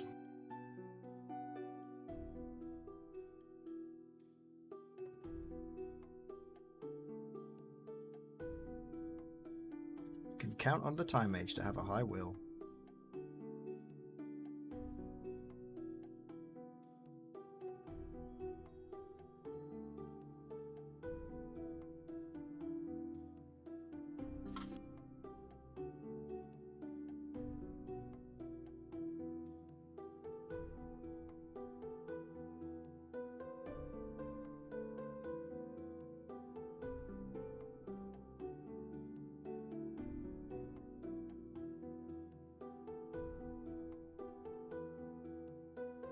As you go into a deep sleep, Osa.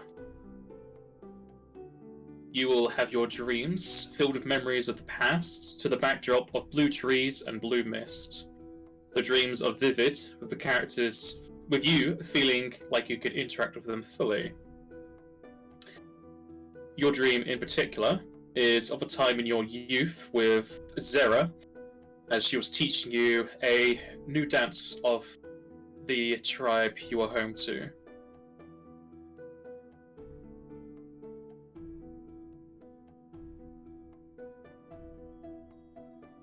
Trying so hard to learn that dance.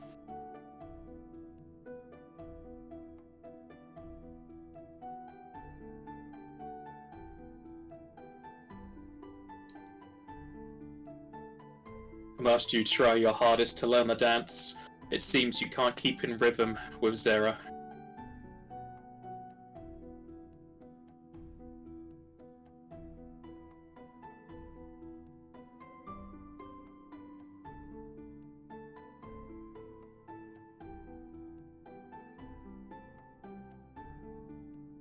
The dream continues on as you spend time with your mother figure, and it ends almost too soon as you awaken alongside Mogmi, finding yourselves with several reeds and vines creating a blanket over you, though they quickly, or slowly, scatter away as you wake up.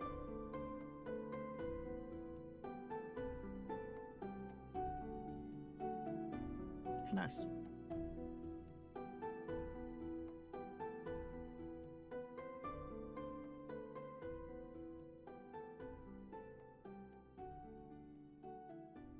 Are we ready to keep moving then?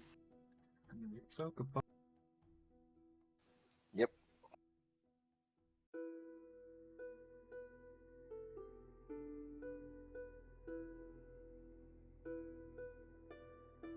And due to you guys only needing 4 hours, you will notice through both of your watches that the blue fireflies, over the course of the night, slowly drift up towards the skies. They form on the horizon into the next blue sun.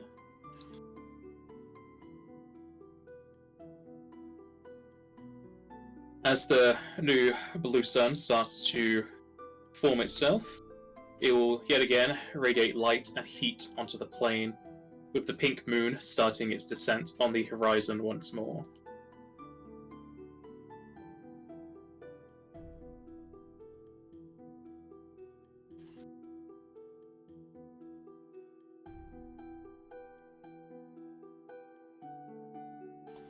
Do you guys continue off towards the northeast?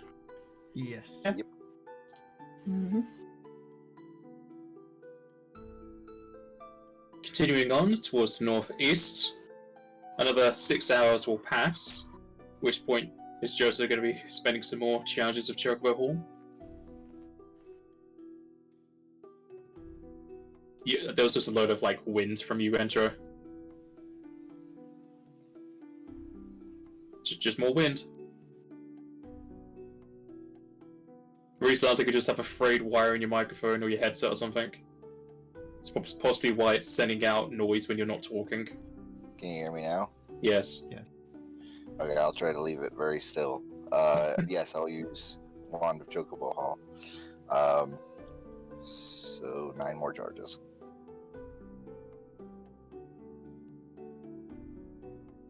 And as the hours pass, your group will come across a larger clearing in the jungle. The red and pink grass parting away the rainbow trees as it leads to a large stone pedestal, atop which sits more coloured grass and a gargantuan brown dragon.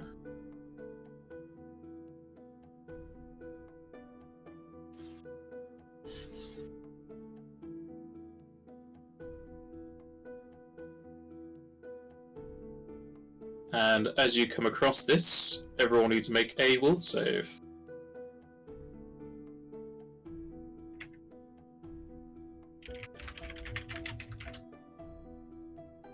I assume because it's another day, all my abilities have reset, yeah? Yeah.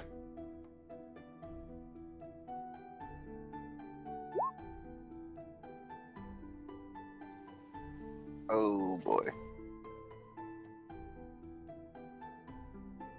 Mogmi will re-roll Joseph's will. Can I use a hero point or reroll mine? Sure.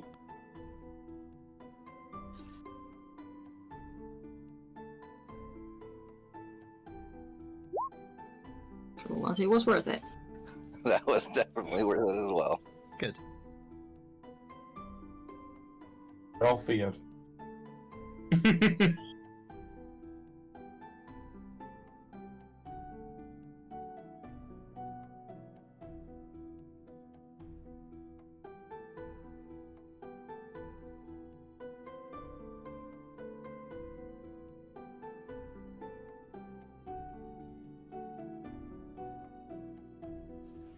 DC 30, we're all still afraid anyways.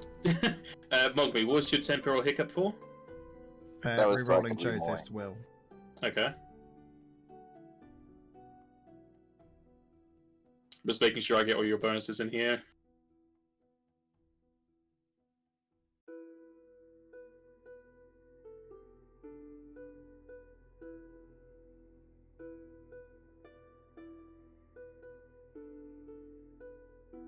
Okay, thanks to all of these rerolls and bonuses, Osa, you are shaken.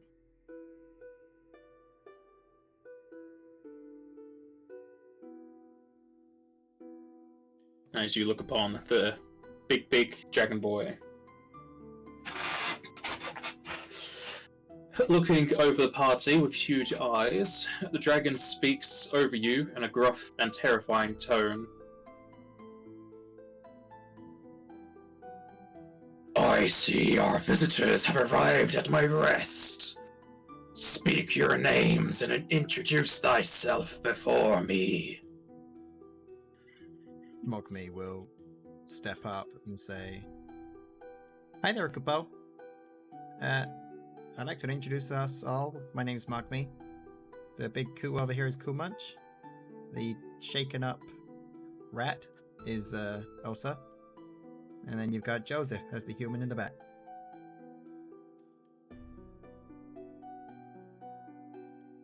You come to the plane of Grilleavfahrut. What is it you've come here for? We're in search of a staff, Kupo. Was wondering if you could help us out.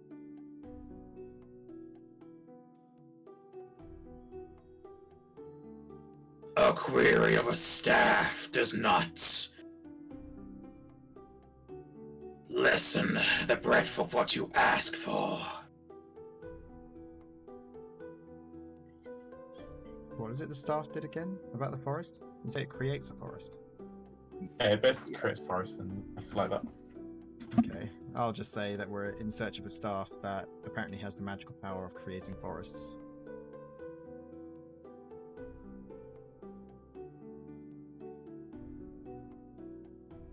The staff of Boa is not for material beings to hold. Its power would be warped and twisted in your desire for wealth and control.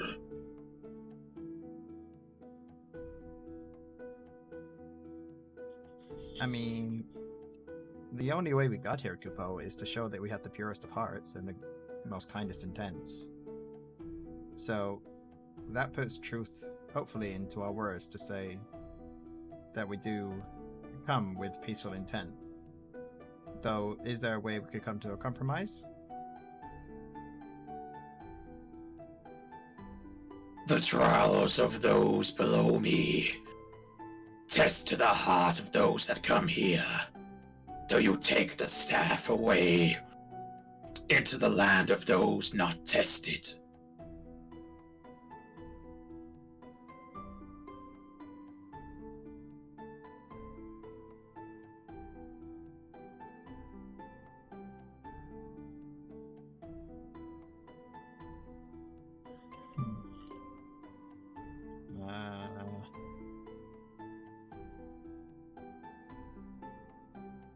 Needs a backup, guys.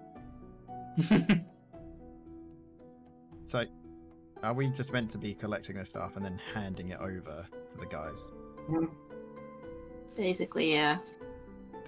guy's definitely not going to give us the start if we know We can that. try to we can try to sell him the ideals of the Divine Destroyers and how they just also want like peace and tranquility to our realm, similar to what we found here. Yeah, Mogme will start passing off information to say that we're part of a group called the Divine Destroyers, looking to bring peace to all the land. As we're here to represent that party, we'd like to think that they are also of purest of heart, and as much intent as we are, maybe even more so. We come here in their word.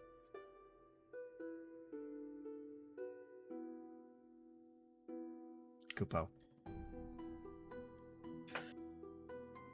You say you come in the stead of the Divine Destroyers. Though our kind have searched the feelings of those of such and their plans to destroy the pantheon, you would give power to those that would kill your realm? Tell them the truth, Magmi. I mean, what do you mean the truth? To stop the Divine Destroyers. Okay, Kupo. Mogme will put his hands up and basically say, "Oh, okay, Kupo, I guess no more silly words." I say that we're part of the Divine Destroyers, though we're not. We're actually out to destroy them. As proven from our party here, we are the ones of kindest hearts, though they not so. So we're actually looking to almost destroy them from the inside out. But in order to gain their trust, we need the staff. And to be honest, if we become successful in our mission, Kupo, we can always return the staff here. You can take my word for it, Kupo.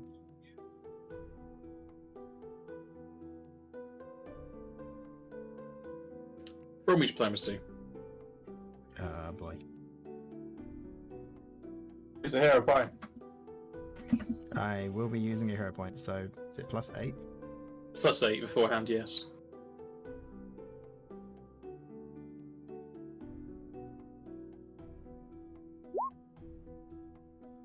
Such a low roll.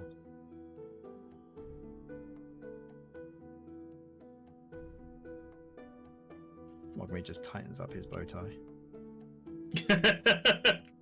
Tips both of his top hats. Just clench your butt as you're trying to diplomatize with a dragon. Mm-hmm. Just kind of like imbuing the will of Remular right now. Please let his words power through me. You just pull up a imaginary notepad as you're inspecting his plane. He's not up to snuff. I don't think Mogme ever met Remilar though. He didn't. He hasn't. Heard the stories He's of heard a words. Google. Yeah, he's heard the stories.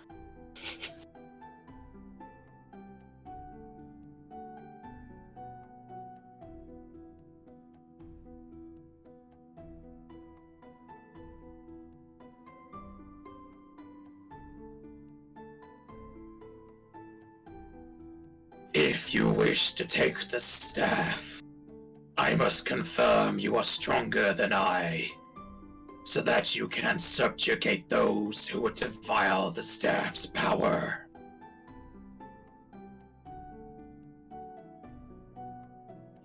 Mogme would look over and be like, "Stronger than you, Kupo? Surely you must be joking. You're, like, the strongest.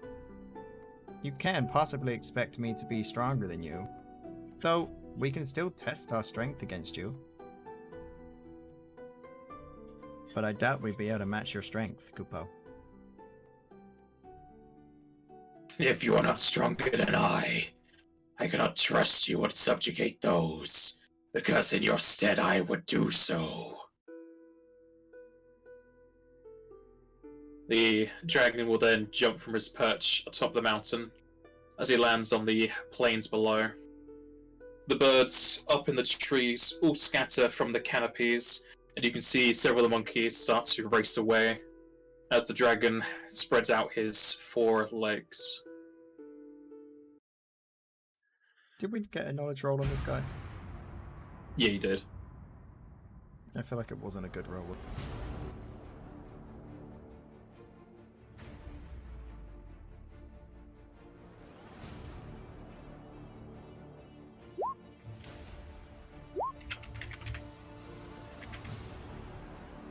It's the first one of your list. For some reason you say it's, Yeah. it's part of a basketball team. What?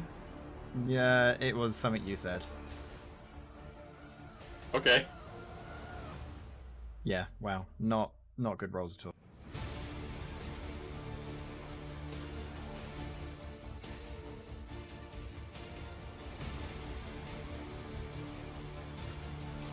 Oh, jeez.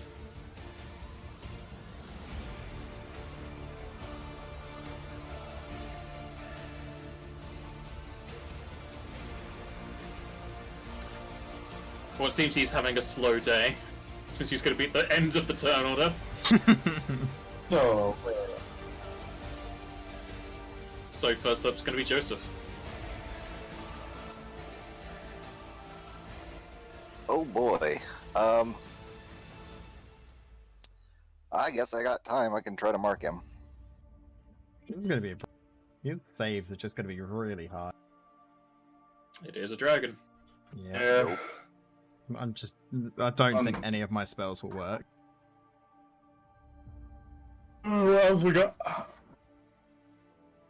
That's Try. a full round action for me, so I'm done.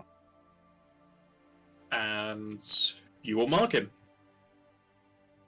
I what? Yikes. Actually, no, you won't. It's 10 plus. Yeah, so there, you don't. Okay. I mean, Mugby can Jeez. always temporal hiccup you. Yeah. Yeah, it'd be helpful to be honest. Yeah.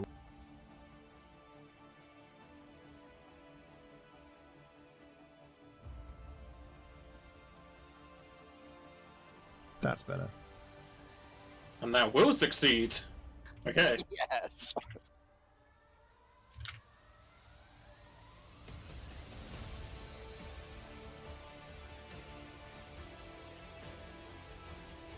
Okay, it doesn't have a class dragon, so you just get his level, which is hit die. It has 25 hit die, and those are his stats. That dex, his reflex is probably his lowest. Which is what I was just about to say. Go for the reflex.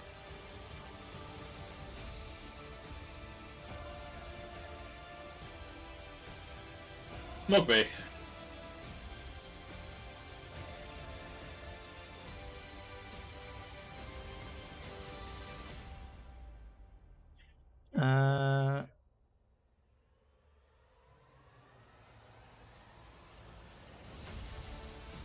If I were to cast flight, would I still be able to fly with like a negative 2 gravity, or is it just going to be quite a big check to fly?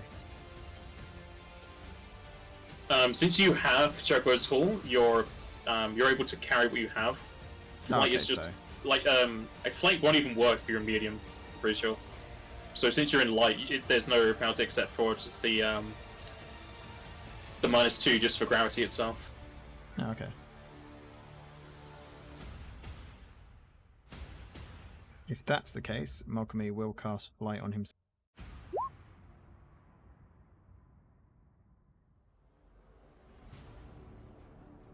Okay, flight is better than fly, so you can even fly with a medium load there. So you just get -2 to the flight checks. Bro. How tall is this guy? Do you say this guy or the sky? The dragon. The dragon is... Well, he's 20 foot. 20 foot tall. Okay, if I flew straight up, how high could I get? So I don't think it's 40 feet, is it? It's half, isn't it? You fly at a speed of 40 feet, so it's half would be 20. Okay, Malcolmy will fly straight up. You need to make a fly check to go straight up. Yeah, it's fine. For 20. DC 20 though, it's not. Yep, you're fine.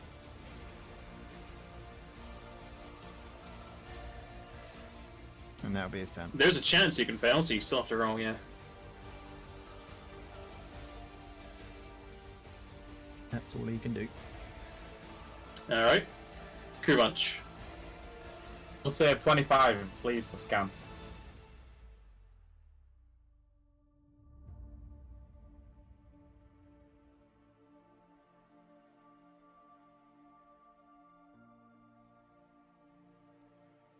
For some reason, his saves aren't in his sheet. Just make him a D20 then, no bonuses.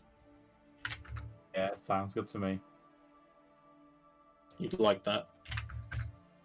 Very much so.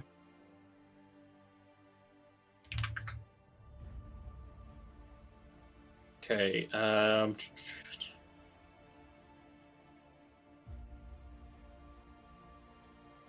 well, I fumbled either way. Okay. Give me a Knowledge Arcana.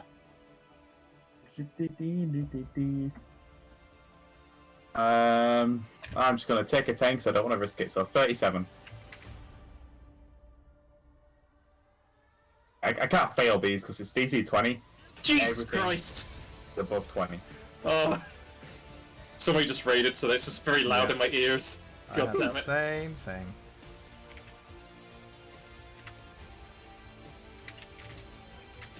Okay, you as a blue mage, you just get the ability to take 10, don't you? Hey, I get that at a lower level, and I can't fail anyway because every bonus is minimum 23. Yeah. Okay. 21, sorry, technology. Okay, so you know he has Dragon Force, which is an 8th level song, and Magnitude 8, which is 9th. Did you I'm say assuming eighth level magnitude song? is.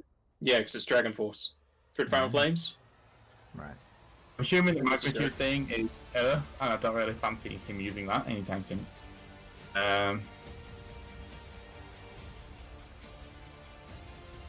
Won't affect me. I'm in the sky.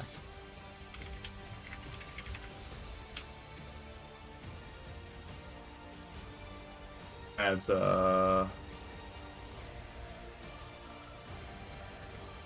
holding book. Same will save.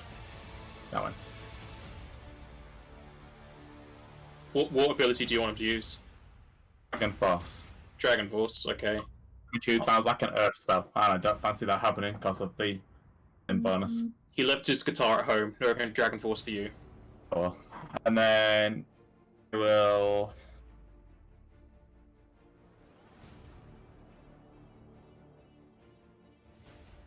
I'm gonna do that. I'm gonna do the mental to give us all a bonus to saves. Is it knowledge arcana still? I'm assuming it's all the same. Yes. Yeah, it's all the same.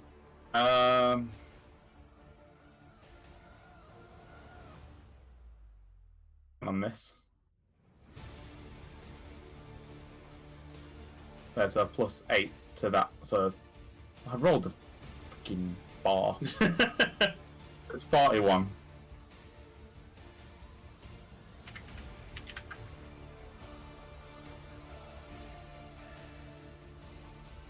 That'll be a. We'll check that.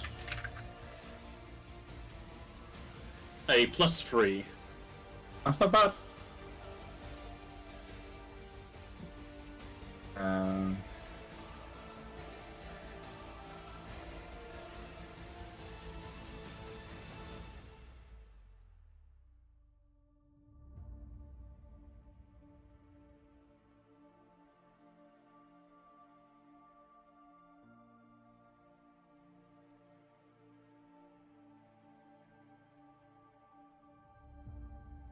So I'm just gonna 5 foot step up.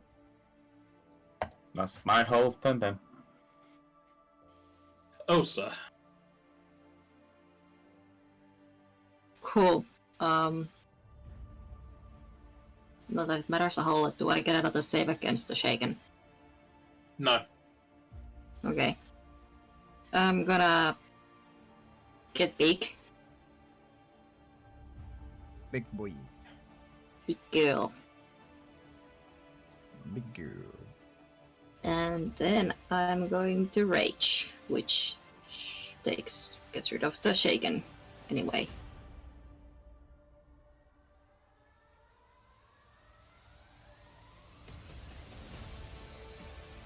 And invisible form and Joseph's mic.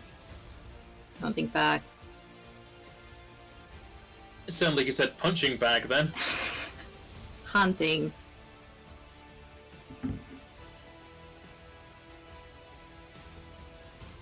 Just going to move closer.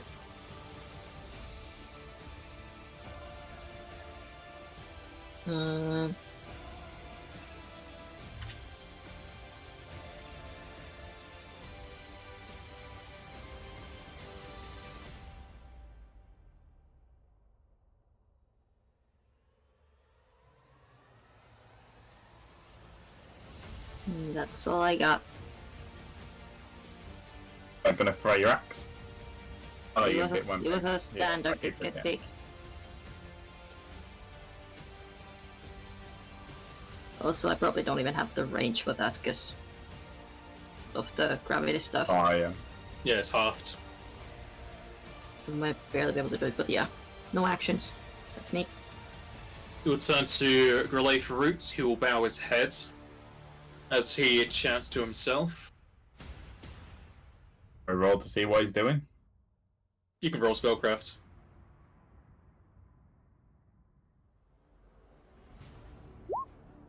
Mm-hmm. That way. He is casting Meteor. I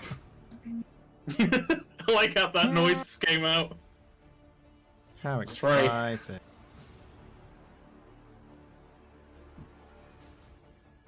I apologize to those who will be hurt, and give thanks to those who wield this power. As he says that, the snow globe in the sky will crack as huge rocks of molten come soaring from the what would be heavens, but your different plane doesn't have them. As the 4 chunks of rock come down and explode. And I need to double check the range on this.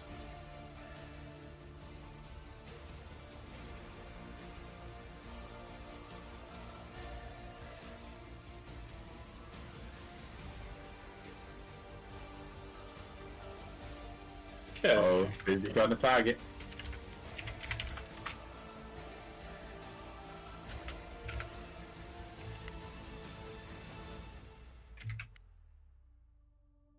Okay, first up, Joseph and Osa, can you both give me 2 reflexes, please?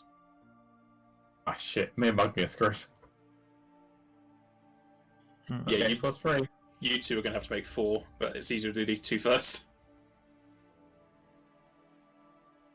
No, I have to make 8. No. Yeah, I roll reflexes twice. Time magey shit. Yeah. Slap. Nah.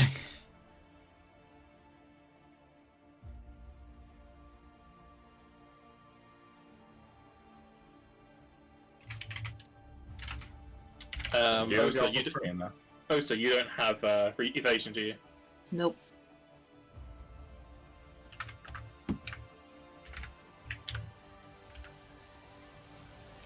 This could probably kill me and Magma here. Wouldn't be surprised.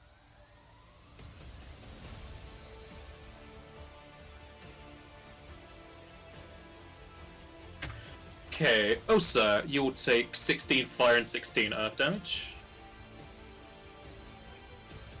And then Kumach and Mulkme, I need you 2 to make 4 reflex saves, please. I'm gonna let Kumunch do his first. Oh. First 3 looked really good, and then the last one. Oh wait, Oh. did we get bonuses to those saves? Not that it really Plus matters 3. that much. 3. +3. Okay, I didn't add that in, but I assume that Napaz probably did. I did. No, I only rolled 5. I have to do another 3.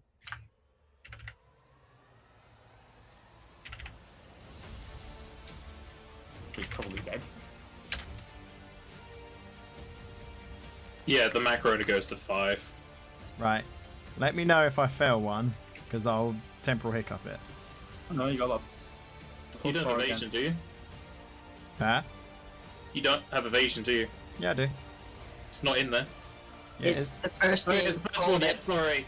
It's because it's the bold text next to notes. I'll see if I can change it.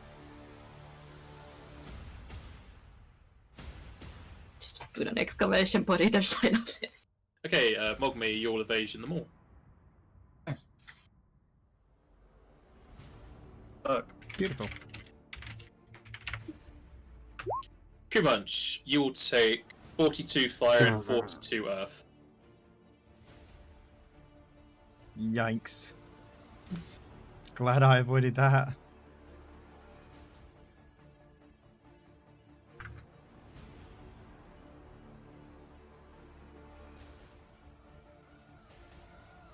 Grilleavfahrut will then dig his claws deep into the earth as he is absorbed into it. Oh, come on. Rude.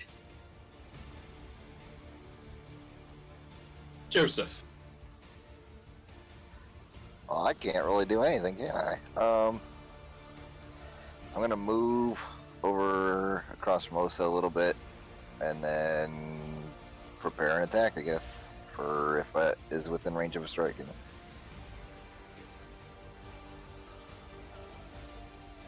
Fish, at least you can look on the bright side that you can limit break. Tends to be a heal bot. Go. Mogme. Well, I can't really do what I was gonna do now. He's a smart dragon. He's an ancient dragon. They're thousands of years Really? old. Right, well, I'm gonna fly diagonally. I'm gonna go 5 Diagonally? foot. Diagonally. Diagonally. Diagonally. I'm gonna go 10 foot. To there. Okay. Because grouping up such a great idea. I'm 30 foot in the air. Any area effects on the floor hopefully won't hit me anymore. Hopefully. Hopefully. One That would meteor, hope. that meteor So won't cop- hit me now. You sure I about mean, that? the meteor coming from the sky, what here? Nah. Dodge it. Is that it? No buffs? Like Shieldra or Hastiger? Get in there. You know, you have all of your, well, almost all of your MP, all of your daily abilities. Don't want to use them against a dragon. Nope. Well, Hastiger wouldn't. Oh no, Hastiger would because I target where I put it. Yeah, I'm gonna put Hastiger down so it hits everyone.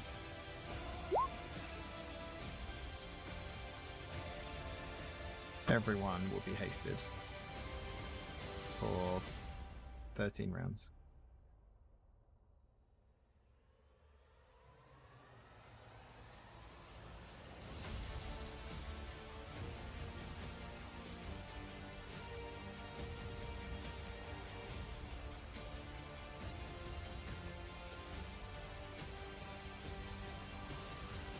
Is that it? That is it. Okay. Everyone remember to put on a haste buff on the buffs list. Kumunch. You're currently full of magma shards.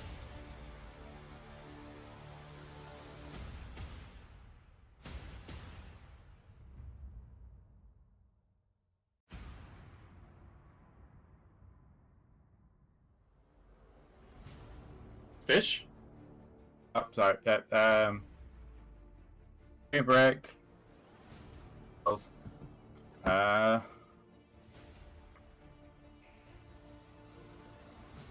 Actually.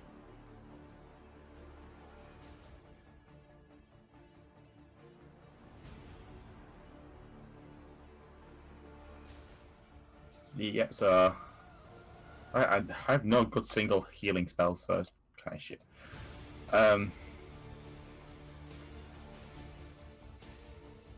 Start off with spring water. As you do.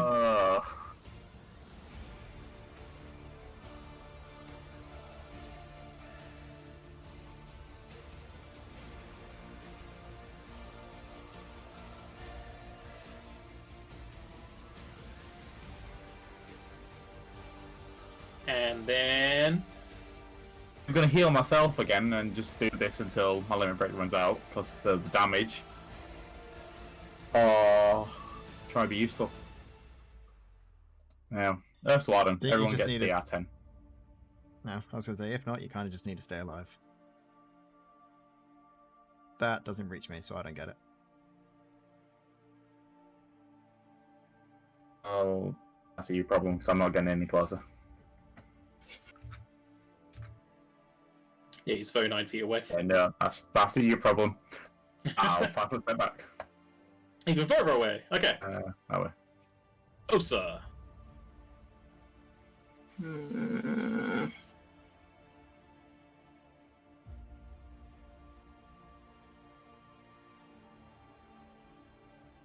Just,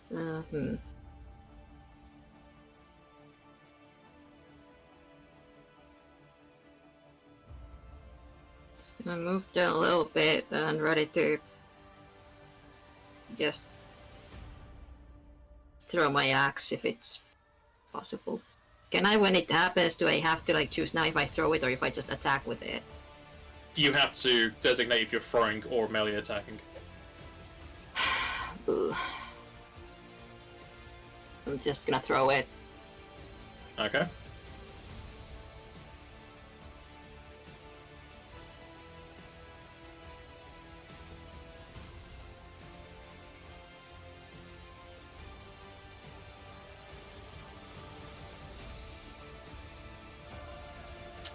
It will go to Grilleavfahrut, who will explode out of the earth here.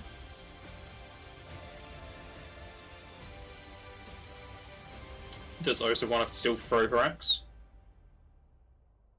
Mm, You'd be there. Because you count all your squares and they count all their squares, that's the closest one of 20 foot. yeah, I should have enough reach. I mean, yeah, enough range for that. So, yep, What are your range increments? 10. Okay.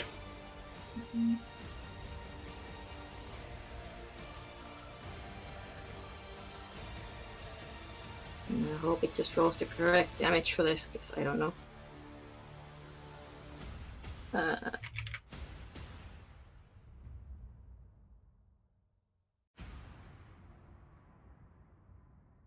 Was it -2 to the attack roll too? It's -2 for every range increment. Since you have half, that'll be 2 range increments because you're on 20. So -4 in total. -4.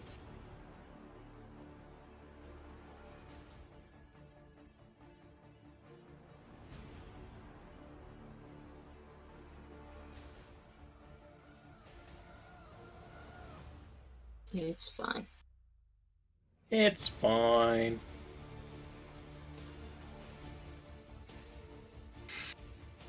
Is it rolling the correct damage? So that's good. You throw the axe at Grilleavfahrut, but he instead just pulls up one of his legs as it misses. Yeah, that's fair.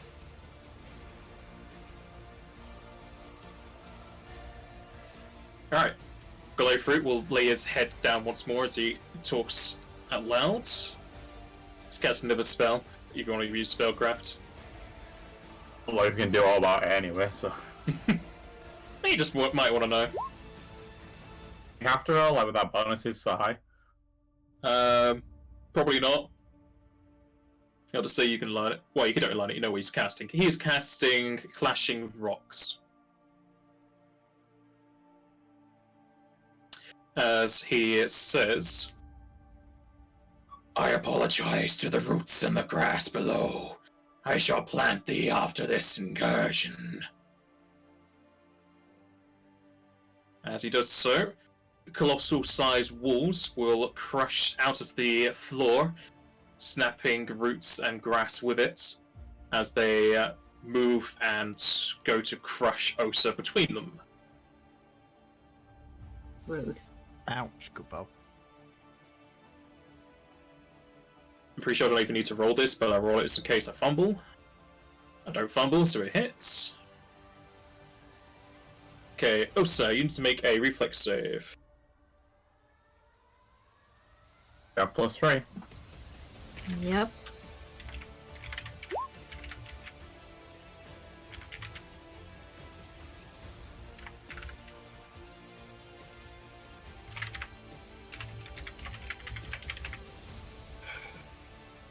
Oh, Jesus! My rolls! Okay. Or is your +5 as well? You asking me? I'm asking. Have what? Your +5 in your roll or not? No, it's not in there. It's not included because it's so situational.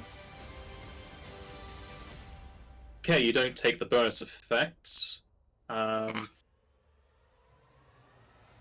as the rocks crush you, they also kind of rotate inwards as they move back into the ground beneath them, as they bring you to the floor, and you suffer this damage.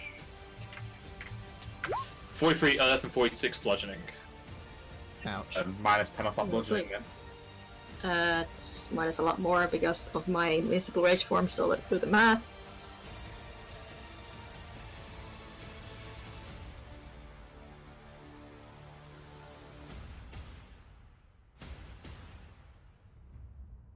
Gosh darn it. It's all one attack, by the way.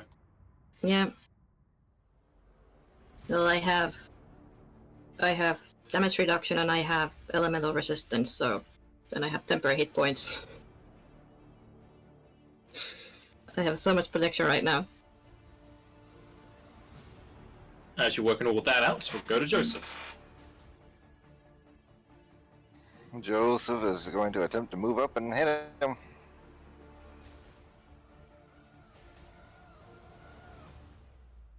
Oh, where is the first square that I can get to that has him in it? Is it right here? It's next to his head. Like, these squares here. Hey. That one right there, okay? Yep.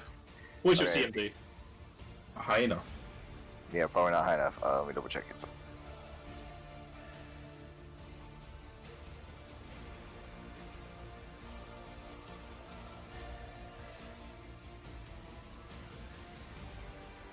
$33? Wait, not far enough. As you move up, he will, what would this be with? Move his head into your feet as his horns catch onto your legs and trip you up here. Okay, I will word, stand how up long is as this a free reach? action. And as you stand up, do you still provoke? Yes, that still provokes. He will bring his head back around again. If I get the right one. This time, instead of using his horns, he'll use his teeth as he bites deeply into you for 67 damage. Jeez. Just A straight up. 25-foot range. Reach is squared, not It's 4 circled. squares, not 5. So that for reach, that's 20.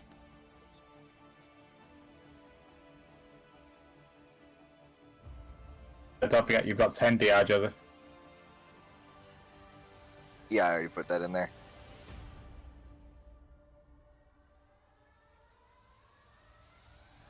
Do I still manage to stand up? Yes.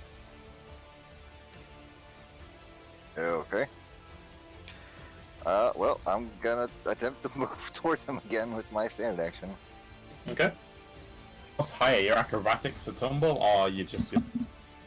Actually, you know what? I will try to acrobatics. Just remember you take a -2 because the gravity.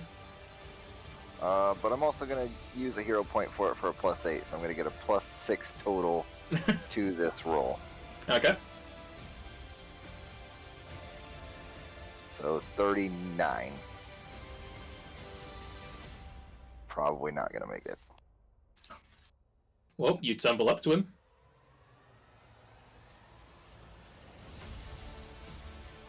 A second. We know his dex score, don't we? Yes. What was it again? Very high up now. Am I able to? Oh, I don't have the action to strike him right now, but am I within striking range of his body now? Yeah. Okay. Well then, That's all I can do for now. Okay. Mugby. He's gonna really try and test his luck. Do you feel lucky, Punk?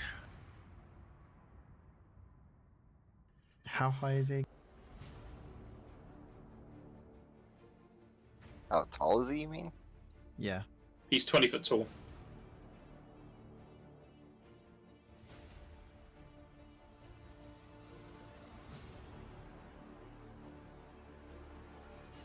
Okay, so I am in range.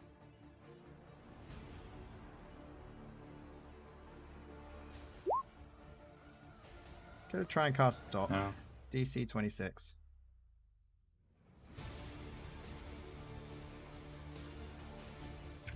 Can't work. He's failed a DC 25 on a fumble. I know. Roll me spell resistance. Oh. Sugar. What is spell resistance again? There should be a button on your thing, but it's just D20 plus your cast level. Put Plus any your bonuses anything into before. this? I would recommend it.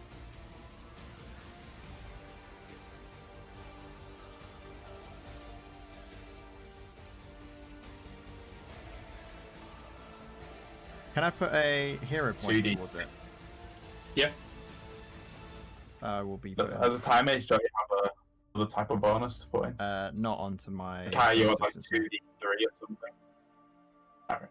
2d3 is like for his skill checks, attack rolls, and Yes. ability checks. Yeah, it's not this sort of roll.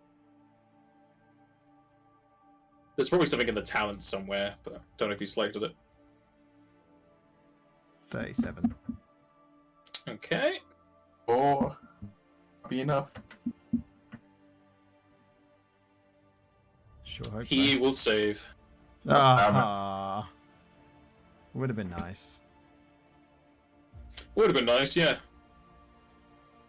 I'm gonna make him re-roll again, but he'll probably save against the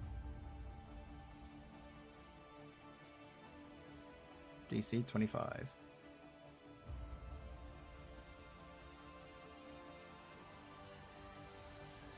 He will also save against that with a higher roll. Thought so.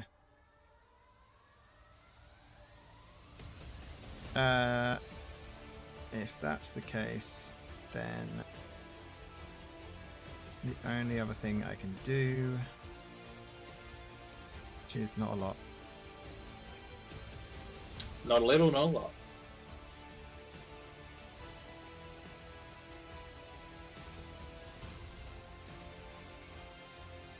No, it's pretty much all I can do. That'll be me. Kumunch. Then I move up. Oh, Joseph needs healing.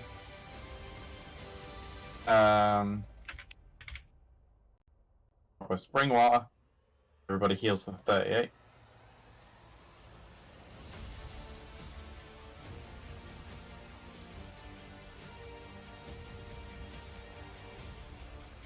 And I will make this next one a level 7 spell.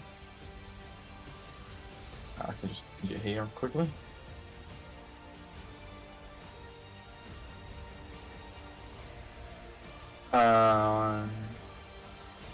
It would be 50. Aim it down here. Apologise to the plant life about the damage I am about to cause. Humans will actually say that out loud, knowing the dragon has been saying it as well. I'm done. He's 27. I take it you're throwing that behind him so it doesn't hit Joseph. Yeah. Well, those trees aren't going to have a nice day. I apologise to them, but I did it, so it's fine. Roll me for spell resistance. What was that again? D20 plus your cast level. I'll also check because none of you guys ever put this in your spells if they actually have it. I'm pretty sure almost every attacking spell has spell resistance. Oh yeah, I'm pretty sure this does. Yeah, this one does. We have got it in the spells that it does have spell resistance.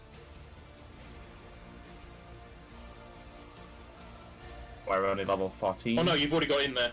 Yours in there. You've got Overcome SR, you've got Hero wow. 4.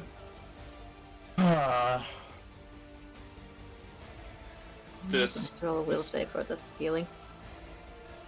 Yeah, you will do. 23 for that, 22 for the healing. The spell will hit against Grilleavfahrut as it just sputters out. Though it will still hurt the plant life.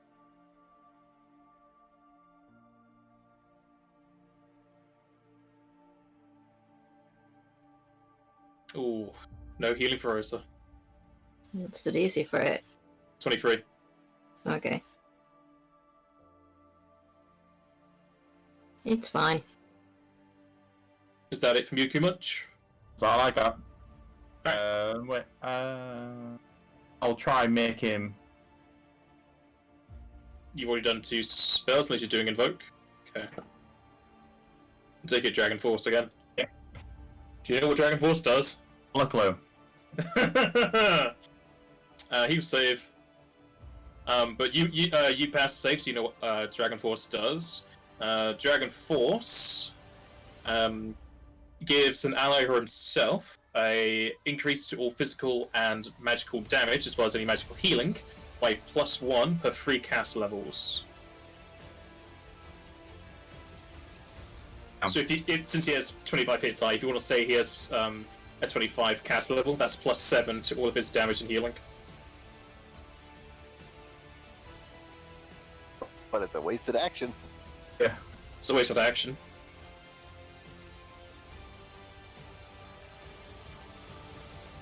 Okay, is that it from you? That's all I got. Okay. Osa, You're in a frenzy. already thought you were. Nope, just raging. And I'm gonna stand up.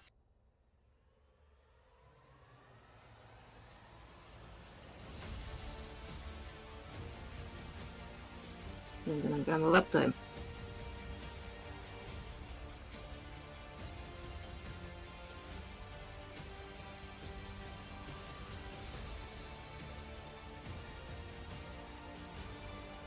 Yeah, swift to get my axe back, I guess, but yeah.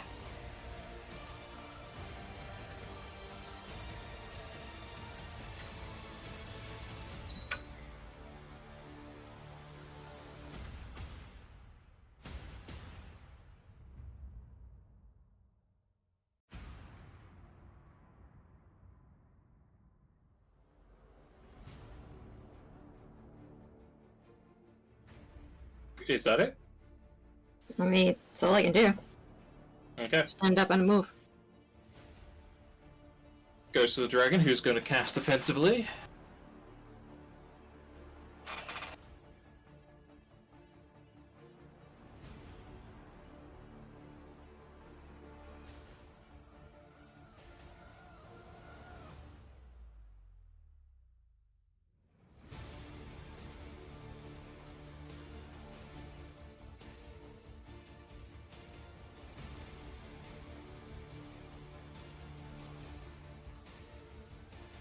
Is this going to be viable for him?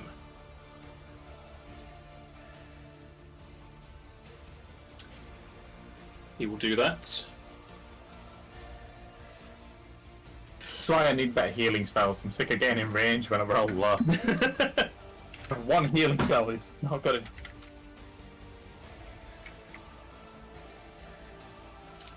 Heal and can't again. The snow globe atop the sky cracks and shatters as 4 more molten rocks of lava come down to the earth.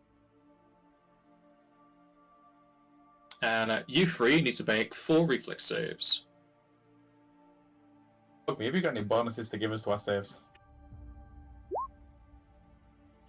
Not from where I am. Your ass down here then. If I get hit by 1, I'm dead. Too much if you added in your +3. What was that, sorry? It's in there. Okay. Because when you say yep, all we hear is ep. It sometimes it just sounds like nope.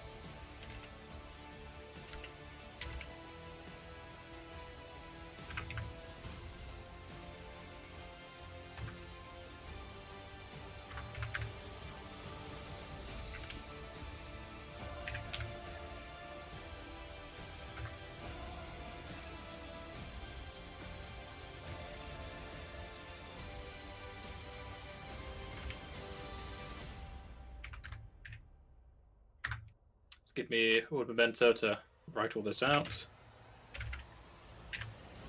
You can hear all the d6s.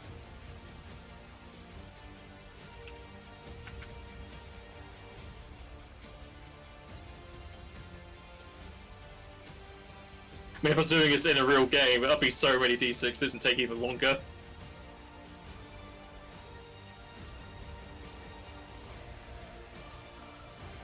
You'd have a separate tray of dice set aside just for this moment. Just dump them. And to be honest, I'd probably just use my laptop for the rolling still. At least for something like this.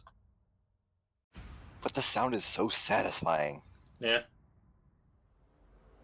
Okay, Kumunch, you will take 48 fire and 48 earth. Osa, you'll take 47 fire and 47 earth. These all separate things. Yes, they are 4 meteors. Okay. Is any of the damage... I mean, I don't know if you can still tell, but can any of the damage go below 14? Hits. See, those two are half. They can all go below 14. I mean, they all... They are all above 14 in damage individually. Okay. Makes it easier for me. And you survived, Kumunch. You got 2 HP left. Look at Joseph. He's not taking any damage. Don't heal him. I have no choice. It's an AoE heal. I need so many good healing spells on the blue mage. Do this one spell. Started with this spell as well. You knew that when you chose to be an eating mage. I mean, I had a perfect eating target earlier. Just not horrible, so I couldn't do it.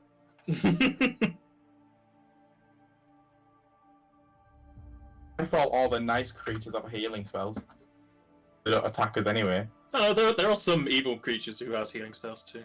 And then the Grilleavfahrut will then burrow back into the ground, which is going to provoke from both Joseph and Osa.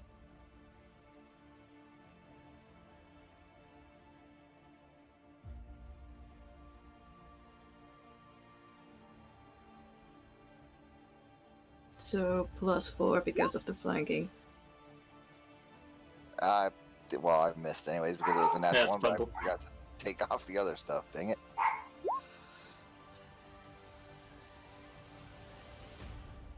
I was so excited to get an actual attack off. Dang it. Well, it's alright. Osa finally got a hit in as he takes his first lot of damage.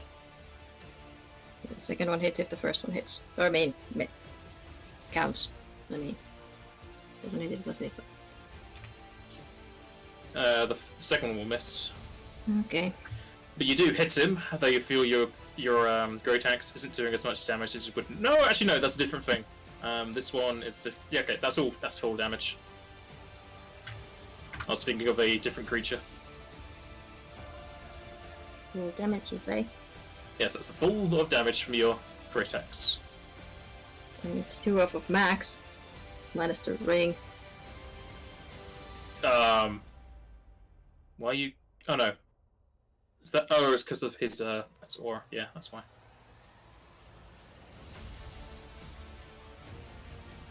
All right, and then he gets absorbed into the ground. Joseph. Quit running away, you coward.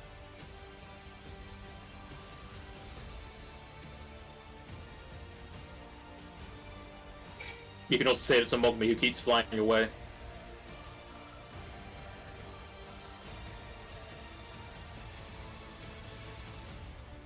Oh, look at you spreading out. Yeah, I moved away. Ish. Remember, you do have haste. Oh, yeah. The horde turns up after Mogmi, so you can give us some sort of buff, and then spread out.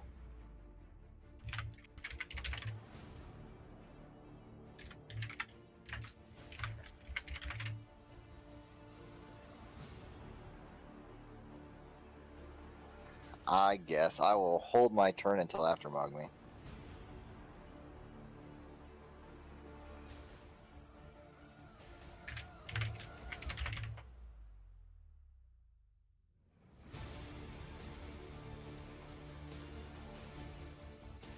Okay.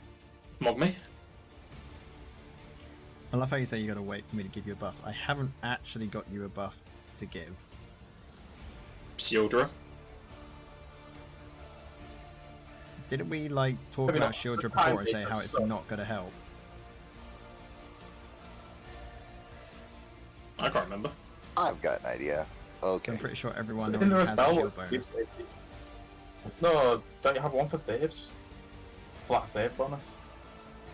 Is it all reflection like the all resistance No, like the? the one you're thinking of is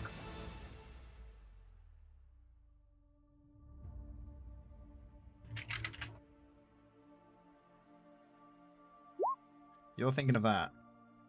That's a 30-foot aura.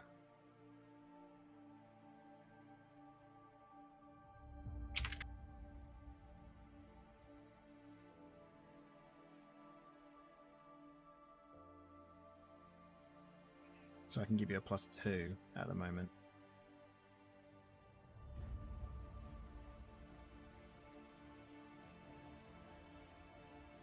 Do you not Plus- have precognition? No. That's only to myself.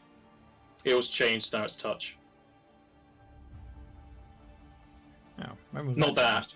changed? The 4 spells: precognition defensive, precognition offensive, precognition tactical, and precognition prescience offensive.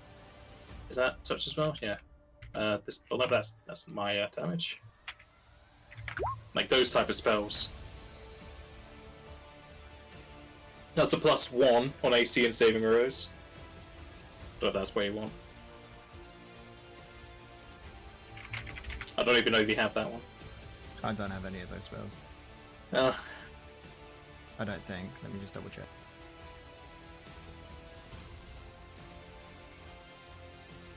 No, I've got precognition offensive, so I can give you a +2 bonus to your damage.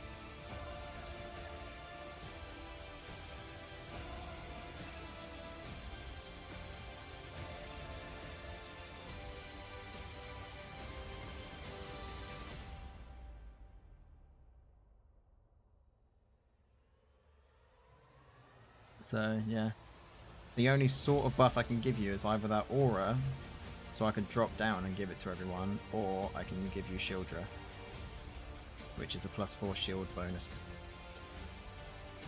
But I don't know if you already have shield DC's bonuses. not a problem. It's saves. Never mind. Time Mage isn't really a focused buffer. Nope.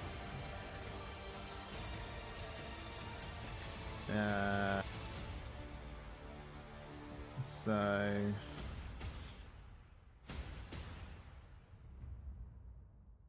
I can't really give you much else than that.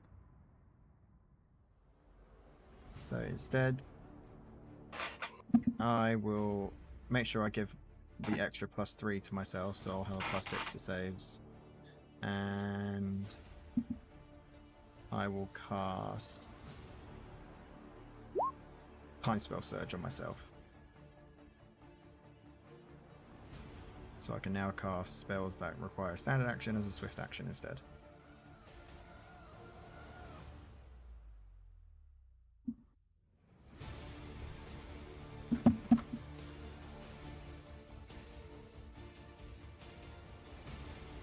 Is that it? Yeah, I'll fly to there. Joseph? Okay, well then I'll take my move action, and I'll use my standard action to try to. Oh, I'm gonna pull something out of my backpack. What is the something? Just a wand. A wand that does nothing? It does It's a stuff. stick. What does it do? Elemental resistance. Okay. Go on.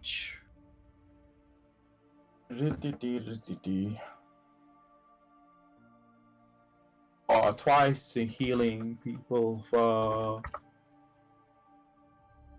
8.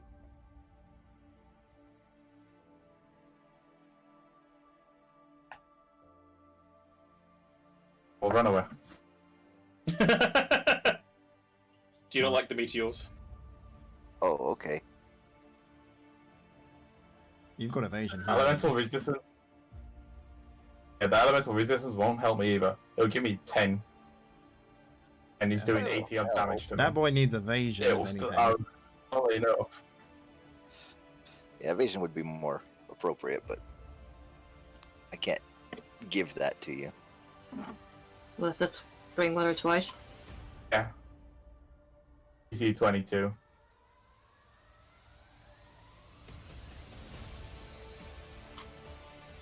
Oh dear. Of course, now I roll like super high. All that time that they took the mick out of me being superstitious. I know you're raging, but come on. It's always gonna stay in the party. At least it serves a purpose both ways, because I get a bonus against enemy spells too. True. So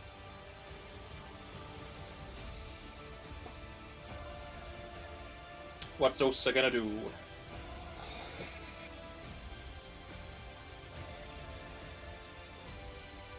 gosh darn it.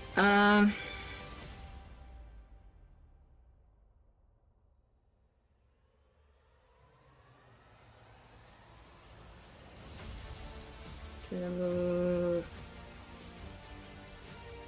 Sure, back here and ready to throw my axe again. If it gets within range. Alright. He will appear here. This is close. But I don't know if I'm gonna throw it anymore. Yes, you are indeed in range. If you throw the axe, would you not provoke? Yep, Yes. it will.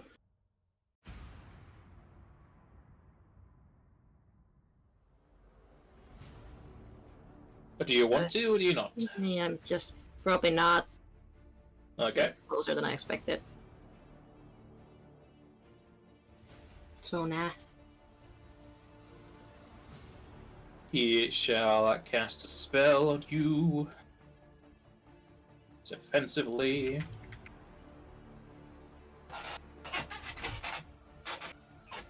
Damn, he said defensively. Yep. As two hunks of wall will erupt from the ground again Oh no. So rude. and slam into Osa.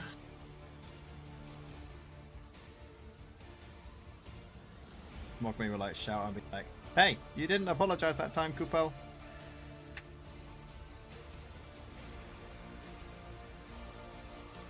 Did I get a reflex? Yes, need to make a reflex save, please.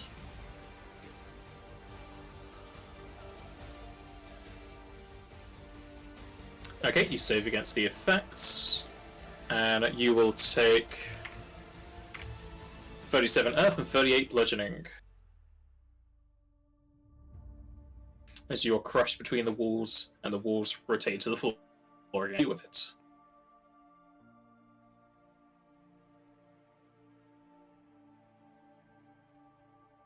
It's a good thing you're making these reflex saves, because it could be a lot worse.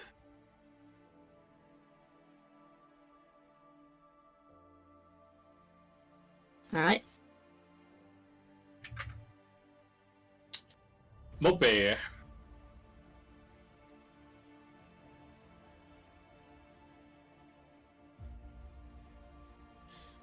I'm right in thinking swift actions don't provoke, do they? Yes, you are correct. Goody.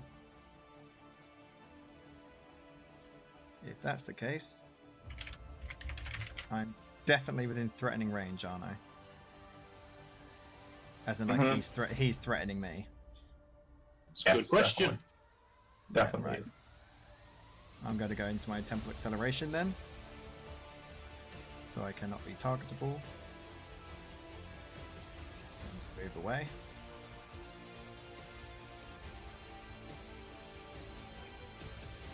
Uh, 6 MP. And then when I pop back out, I will use a mote of time to give myself another swift.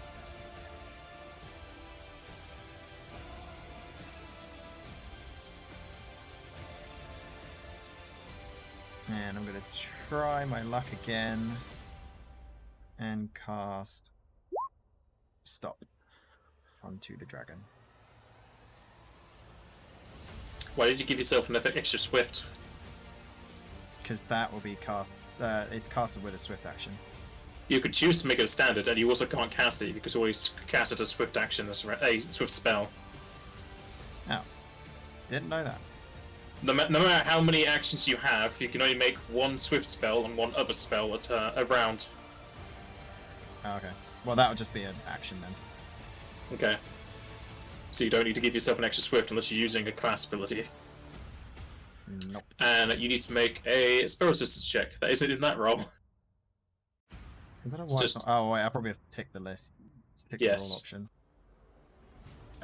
D20 plus your cast level, which is 14. I'm pretty sure you do. There is a talent in Time Nice. Mage where you can get +4 or +5 spell pen. The spell will fizzle out against the dragon. Gross. That was me then. Joseph. I'm gonna move up to it. First half is gonna be normal, and then when I get within his threat range, I'm gonna tumble. You can't do half tumble. It's either all of it's tumble or none of it's tumble. Right. I'm gonna do 2 move actions. Okay. First part of it, until I get to his threat range, is normal movement. That's gonna be my move action, and then my standard action or whatever is gonna be tumble to get up to him. Okay.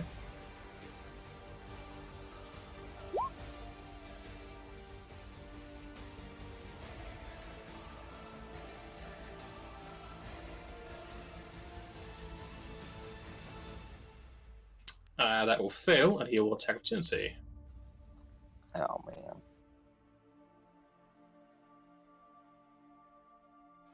That's higher than it was last time, isn't it? And he shall trip you here. Well, he was probably out of his opportunity attacks.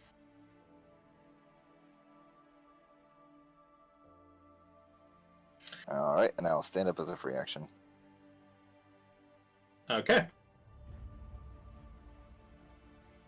Kumach.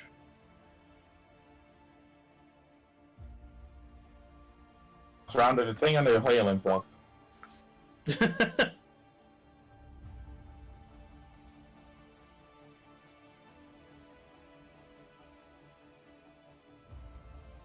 You done? How far away is he?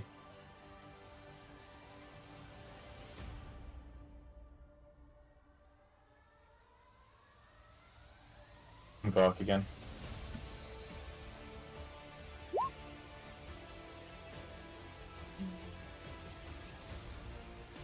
Oh, he just barely saved. We done. Oh, sir. I have a stand up. Okay. And a 5-foot step. Gonna hit him.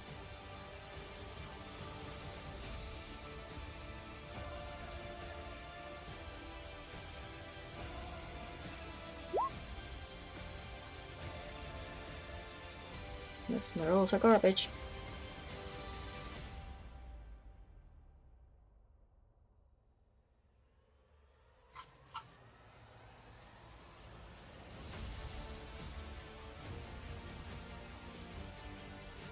And that's all this.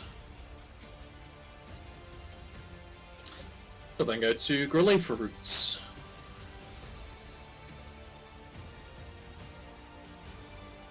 The jungle of Goa has suffered too much damage. Claw to claw it will be. And it's going to full attack Osa. Yep. Well, he's going to hit every time. He's also going to confirm any crits he has. That's every enemy who hits Ulcer. Pretty much. Yes. Just gonna take the first hit. Come on. What's lagging now? His flesh wound. On the first attack. Rolls it for me.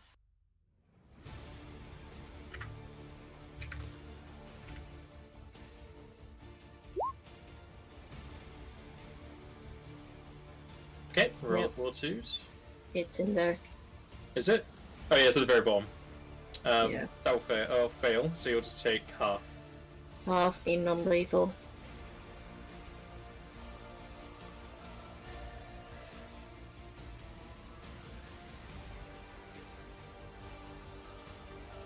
Okay, it might be simpler to do it this way then. So the first attack is the crit, so you'll take half of 133 in non-lethal. Which is that. And then the last ones are 4 hits.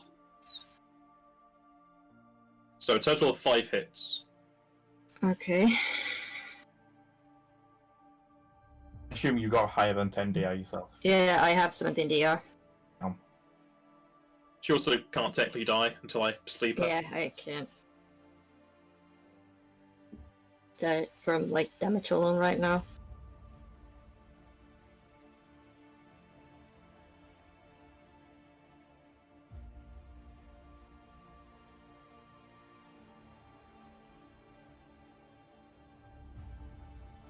Oh, goddamn, it's Mug me. We will.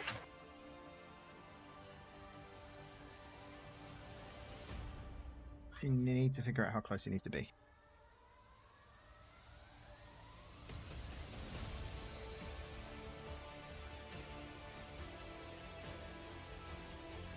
Okay, I will have to 5 foot to there. So I'm now in range. Is going to use a moat.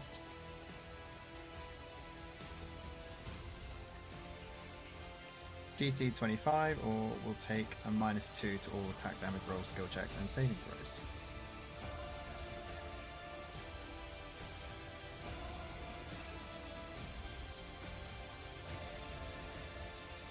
He will save. I hate you. I will make him try and re-roll.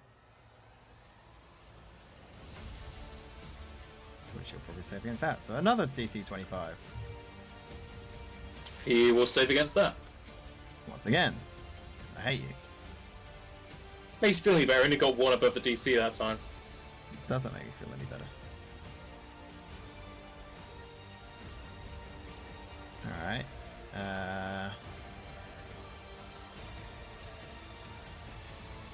See, I reckon his fortitude is just going to be just as high as his flipping will, if not higher. We know his ability scores.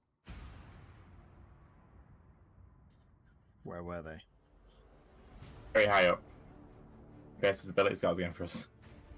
Yeah, I can. You can also just put them into your companion. Those are his ability scores. Yeah, his cons are a Yeah. lot higher. Flip me, yeah, no way. I'm not even going to bother. Well, I guess I'll just keep doing what I was doing. Swift action, casting, stop. DC 26. And the spell resistance is very high. Yes. Rolled an 18 on that one. So hopefully he fails the will.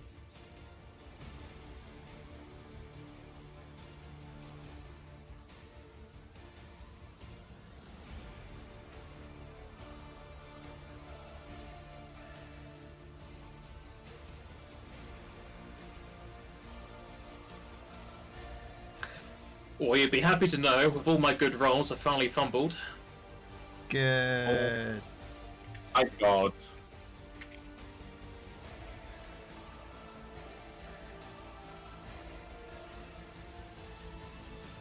So you have 7 rounds which to have your way with him.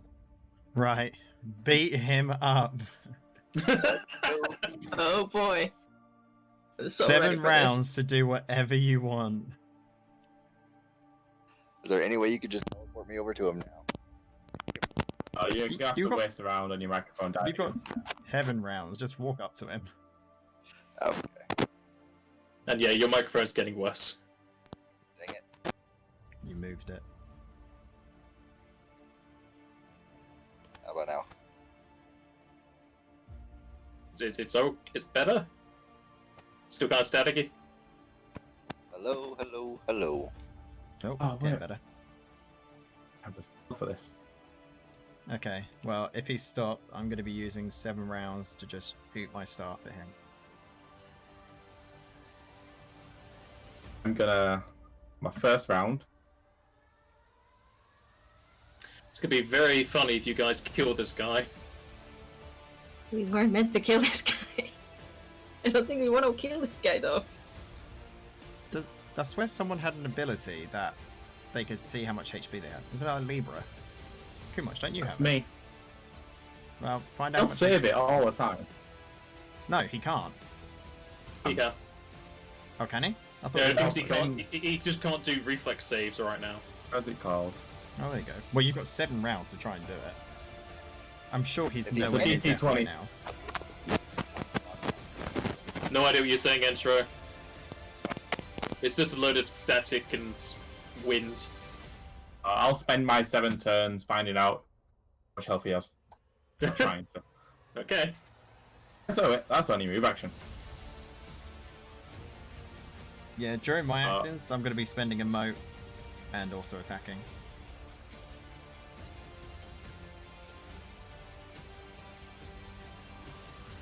$25, where he gets a -2.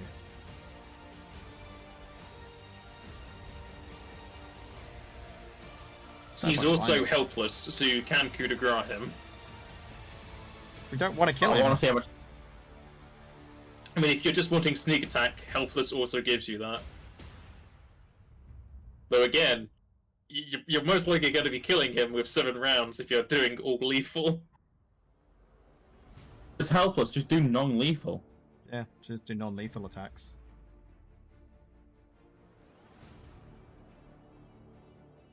He Really will save do. against that Sure. moat time. Yeah.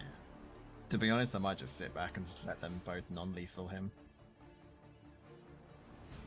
I could probably hit him once with my staff. But with him in this stop mode, we wouldn't know when he falls unconscious, would he? Until the end of stop. He still moves, he just can't voluntarily do it. So if he falls unconscious, he will fall down. Right. So yeah, Q-Munch is just gonna look. Alright. Do non-lethal whilst raging. I can because of the thing I have. The thing. That thing. Righteous Fury or something, the Berserk power. Okay. Can't So, do yeah, I non-lethal can. with the snapjack. I know, I'm just doing lethal for a round. I doubt they're gonna hit. Maybe the first one. They'll all hit 'cause he's helpless. Yeah. Oh, lovely. Oh, there you go. That'll be my damage for me. You'll only miss if it's a fumble.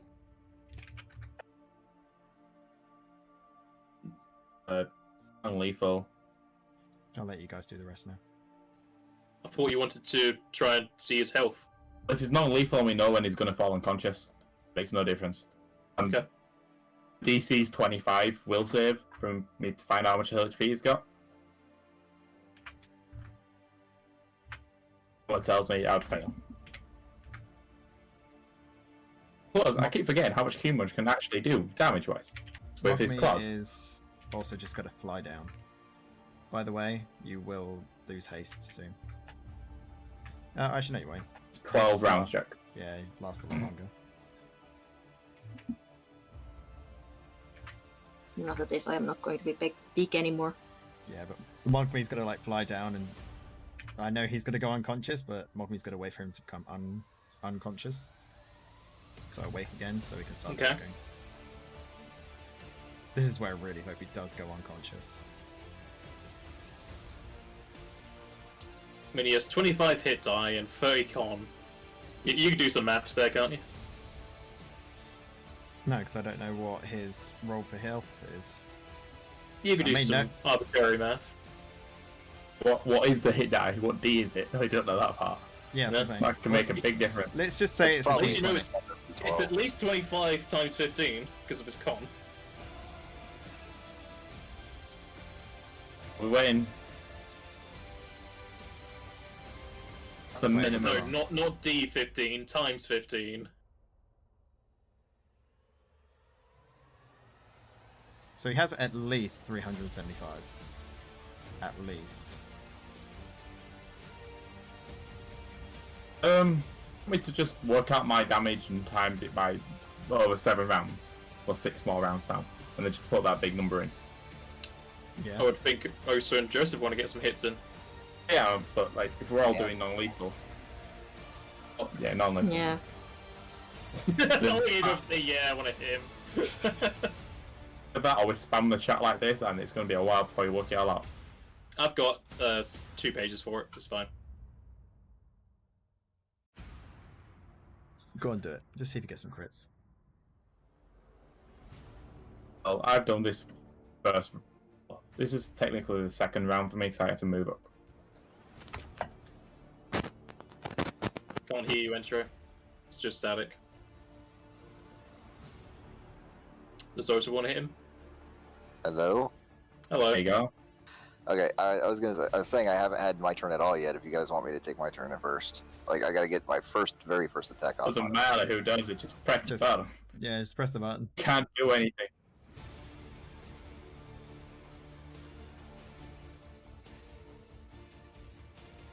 Can you do sneak attacks non-lethally?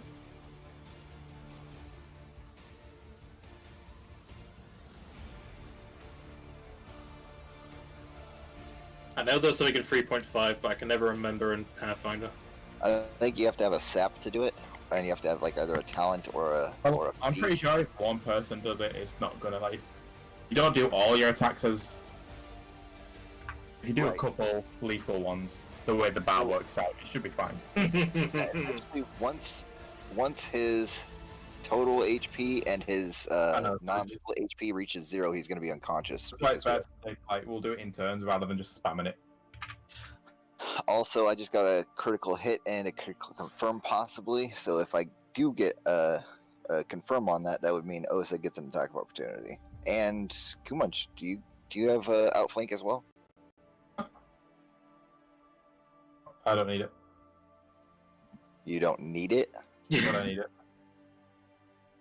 He's mostly relegated to the healer position. Okay, Yeah, why would I need outflank right now anyway? that gives us +4 to hit. We can't miss unless you roll a 1 and miss. But we also get extra attacks on.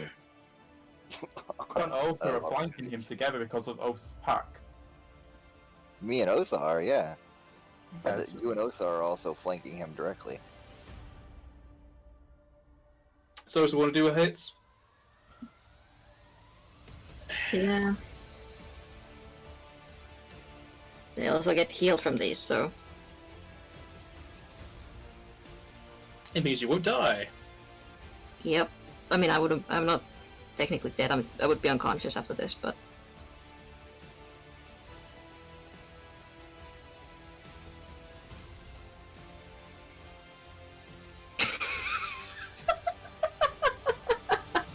Wow, someone's not happy. okay, two of those fumbled. One of the fumbled. Wait, no, that's damage. Never mind. Nope, never mind. Wow. Can I someone mean, just I was calculate all that damage for planning me? on limit breaking before this all went down, so I'll take that. Someone just do the maths or the damage of that.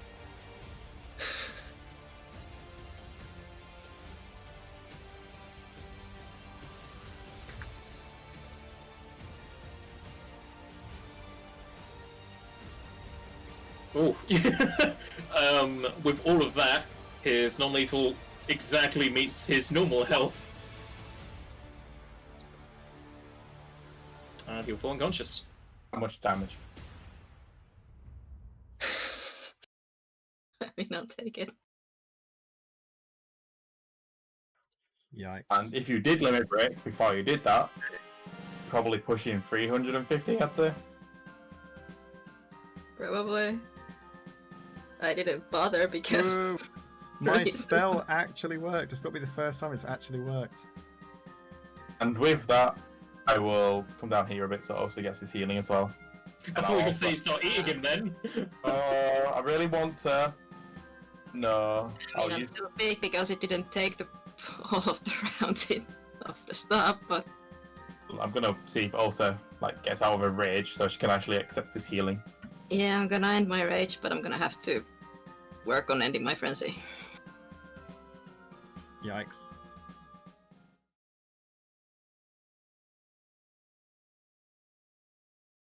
I'm gonna heal him anyway, with Ulsa getting healed up as well. Oh, we That's still spring didn't level water. up. So These close. are for my frenzy. Okay, the first one is enough. Yeah. You heal 37, the dragon heals 37.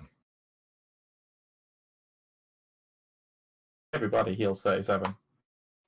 He's still stopped though, isn't he? For like another minute. For like, Not a full minute, no. no, A minute's like 10 rounds. maybe like 30 odd seconds. Yeah. But yeah, once stop is over, Mogmi will try to wake him up and grab his attention. I'll go around doing a few spring waters on the ground as well. To put out any fires what was around from the meteors and stuff.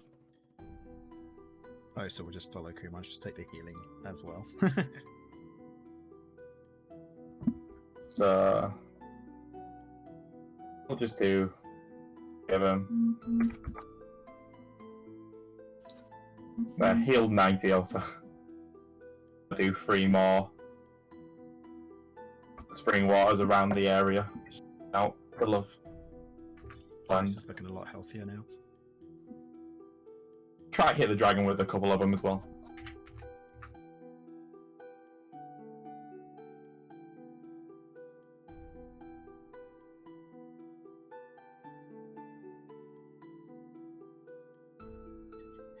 I'm just sending that to Osa's way as well. There you go, plus 41 healing. Thank Should you. bring Osa to max. Not quite, but close enough. And Osa's probably back to being little Osa again. Basically, immediately the stop ends. I'm small. I'm small again. Can't fucking talk. Hey, you can talk better than Entro. I can speak, it's just not transmitting well. Mm-hmm. So Mogmi will look towards the dragon, who's just starting to wake up, and say, I think we've shown our strength now, Kupo. Do we now have your trust?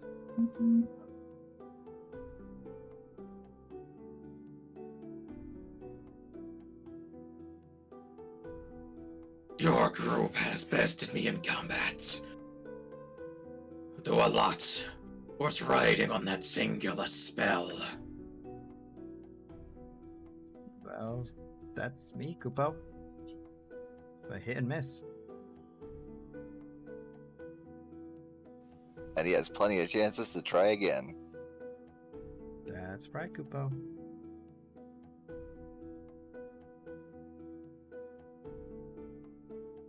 A singular chance, yes. And if I so wanted, I could have buried you all in the floor. I know you're probably holding back, Kupo.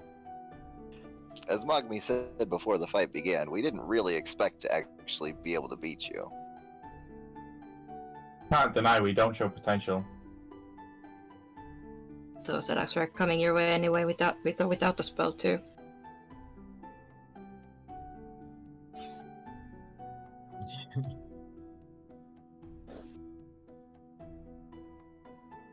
So, Kupo, I was closely going feral. about that staff.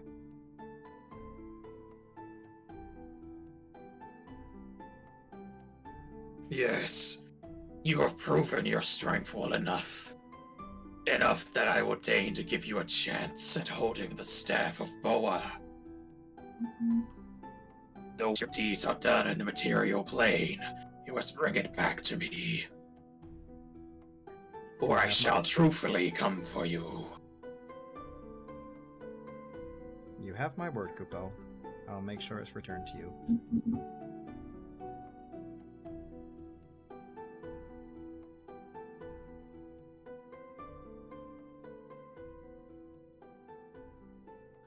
Now our only problem is we have no idea how to get back to the material plane. I'm pretty sure I can get us out of here, but I'm sure the dragon could also help us get out.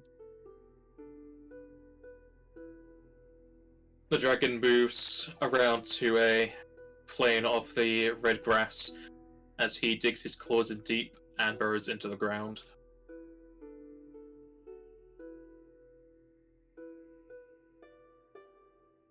The floor beneath your feet then starts to shake vigorously as plenty of the birds from far away start to fly off and the monkeys make plenty of noise.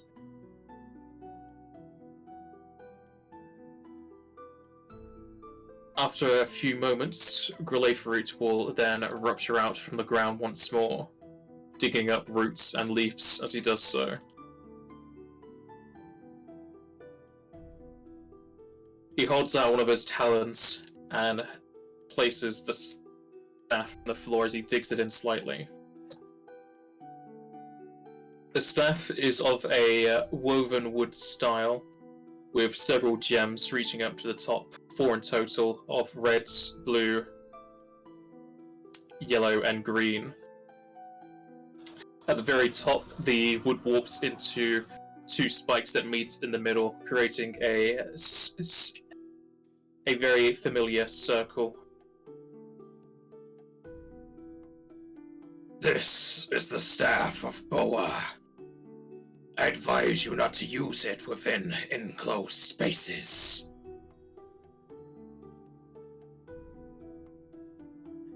I appreciate this, Kupo, and I promise you that we will return it safely.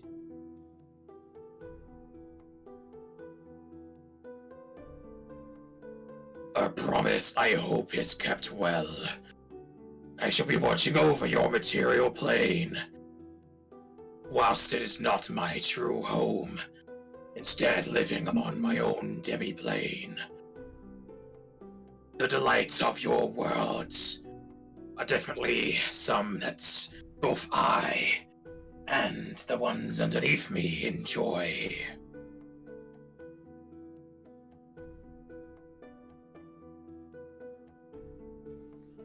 I'll bring out one more meal from my mom's house, and I'll offer it to him.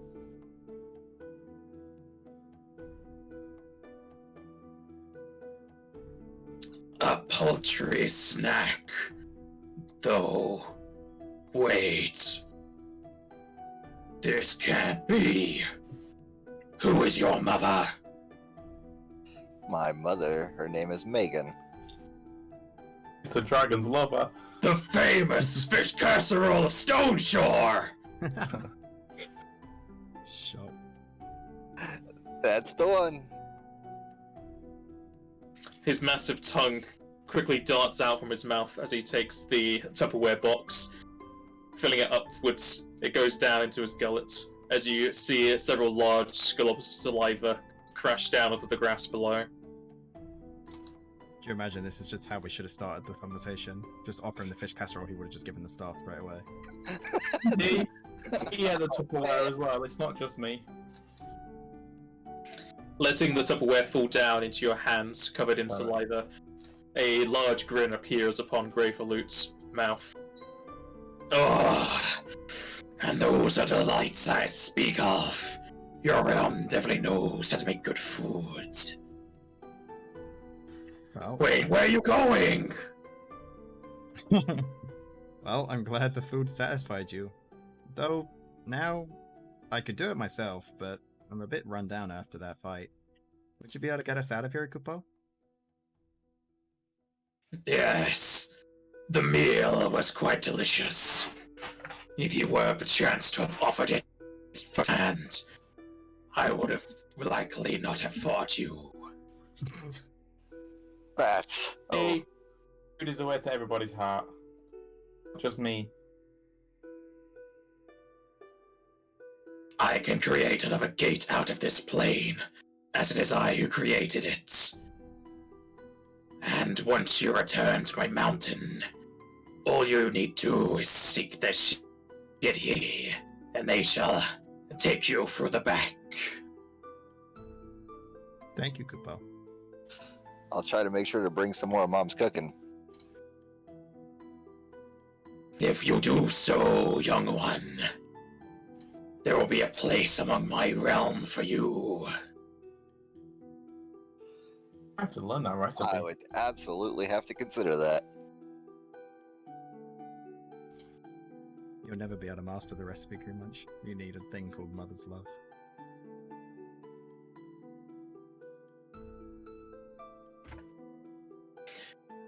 The dragon then sits on his hind legs, bringing up his fourth ones. He sketches some runic symbols in the sky as a portal starts to open in front of you.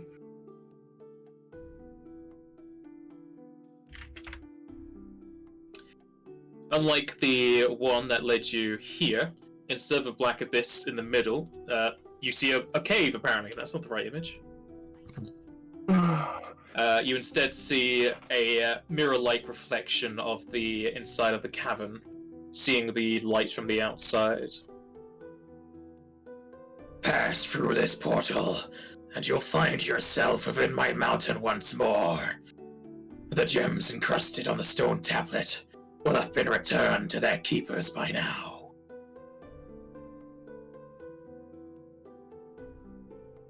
Well, thank you. We will continue with our quest and be sure to deliver back the wand as soon as possible. Staff.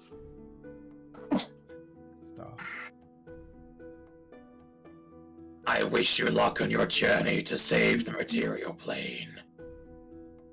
Your fights further may be more dangerous than the one with I. Undoubtedly. We'll be ready for him.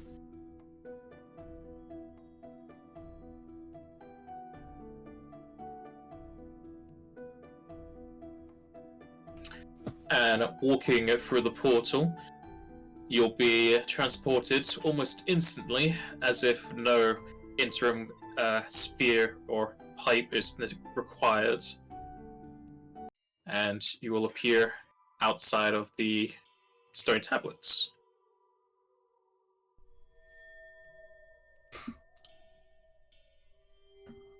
And just like Grilleavfahrut had said, the gems are no longer inside the stone tablet. And with the staff in hand, you definitely feel it has quite a huge amount of power behind it, and it weighs 12 pounds. It cannot be put into a bag of holding. Who's got to hold on to this? We can put it in the hole.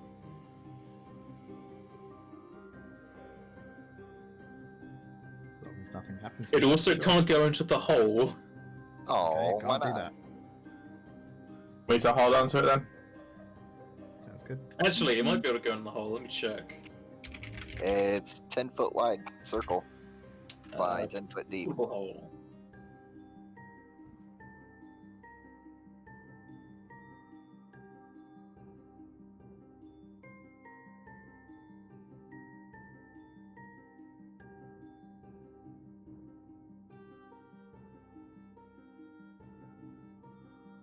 Actually, you can put it into the portable hole. Hang on. There you go. Flap out the portable hole and chuck it in.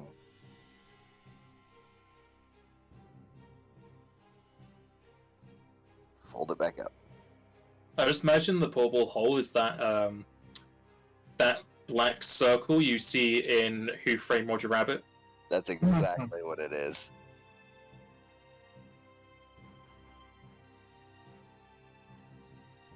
And with the staff of Boa in hand, or rather in hold, you all prepared to make your way back to the city of Srekken, as we shall end the session there. Alright, see you later. Adios.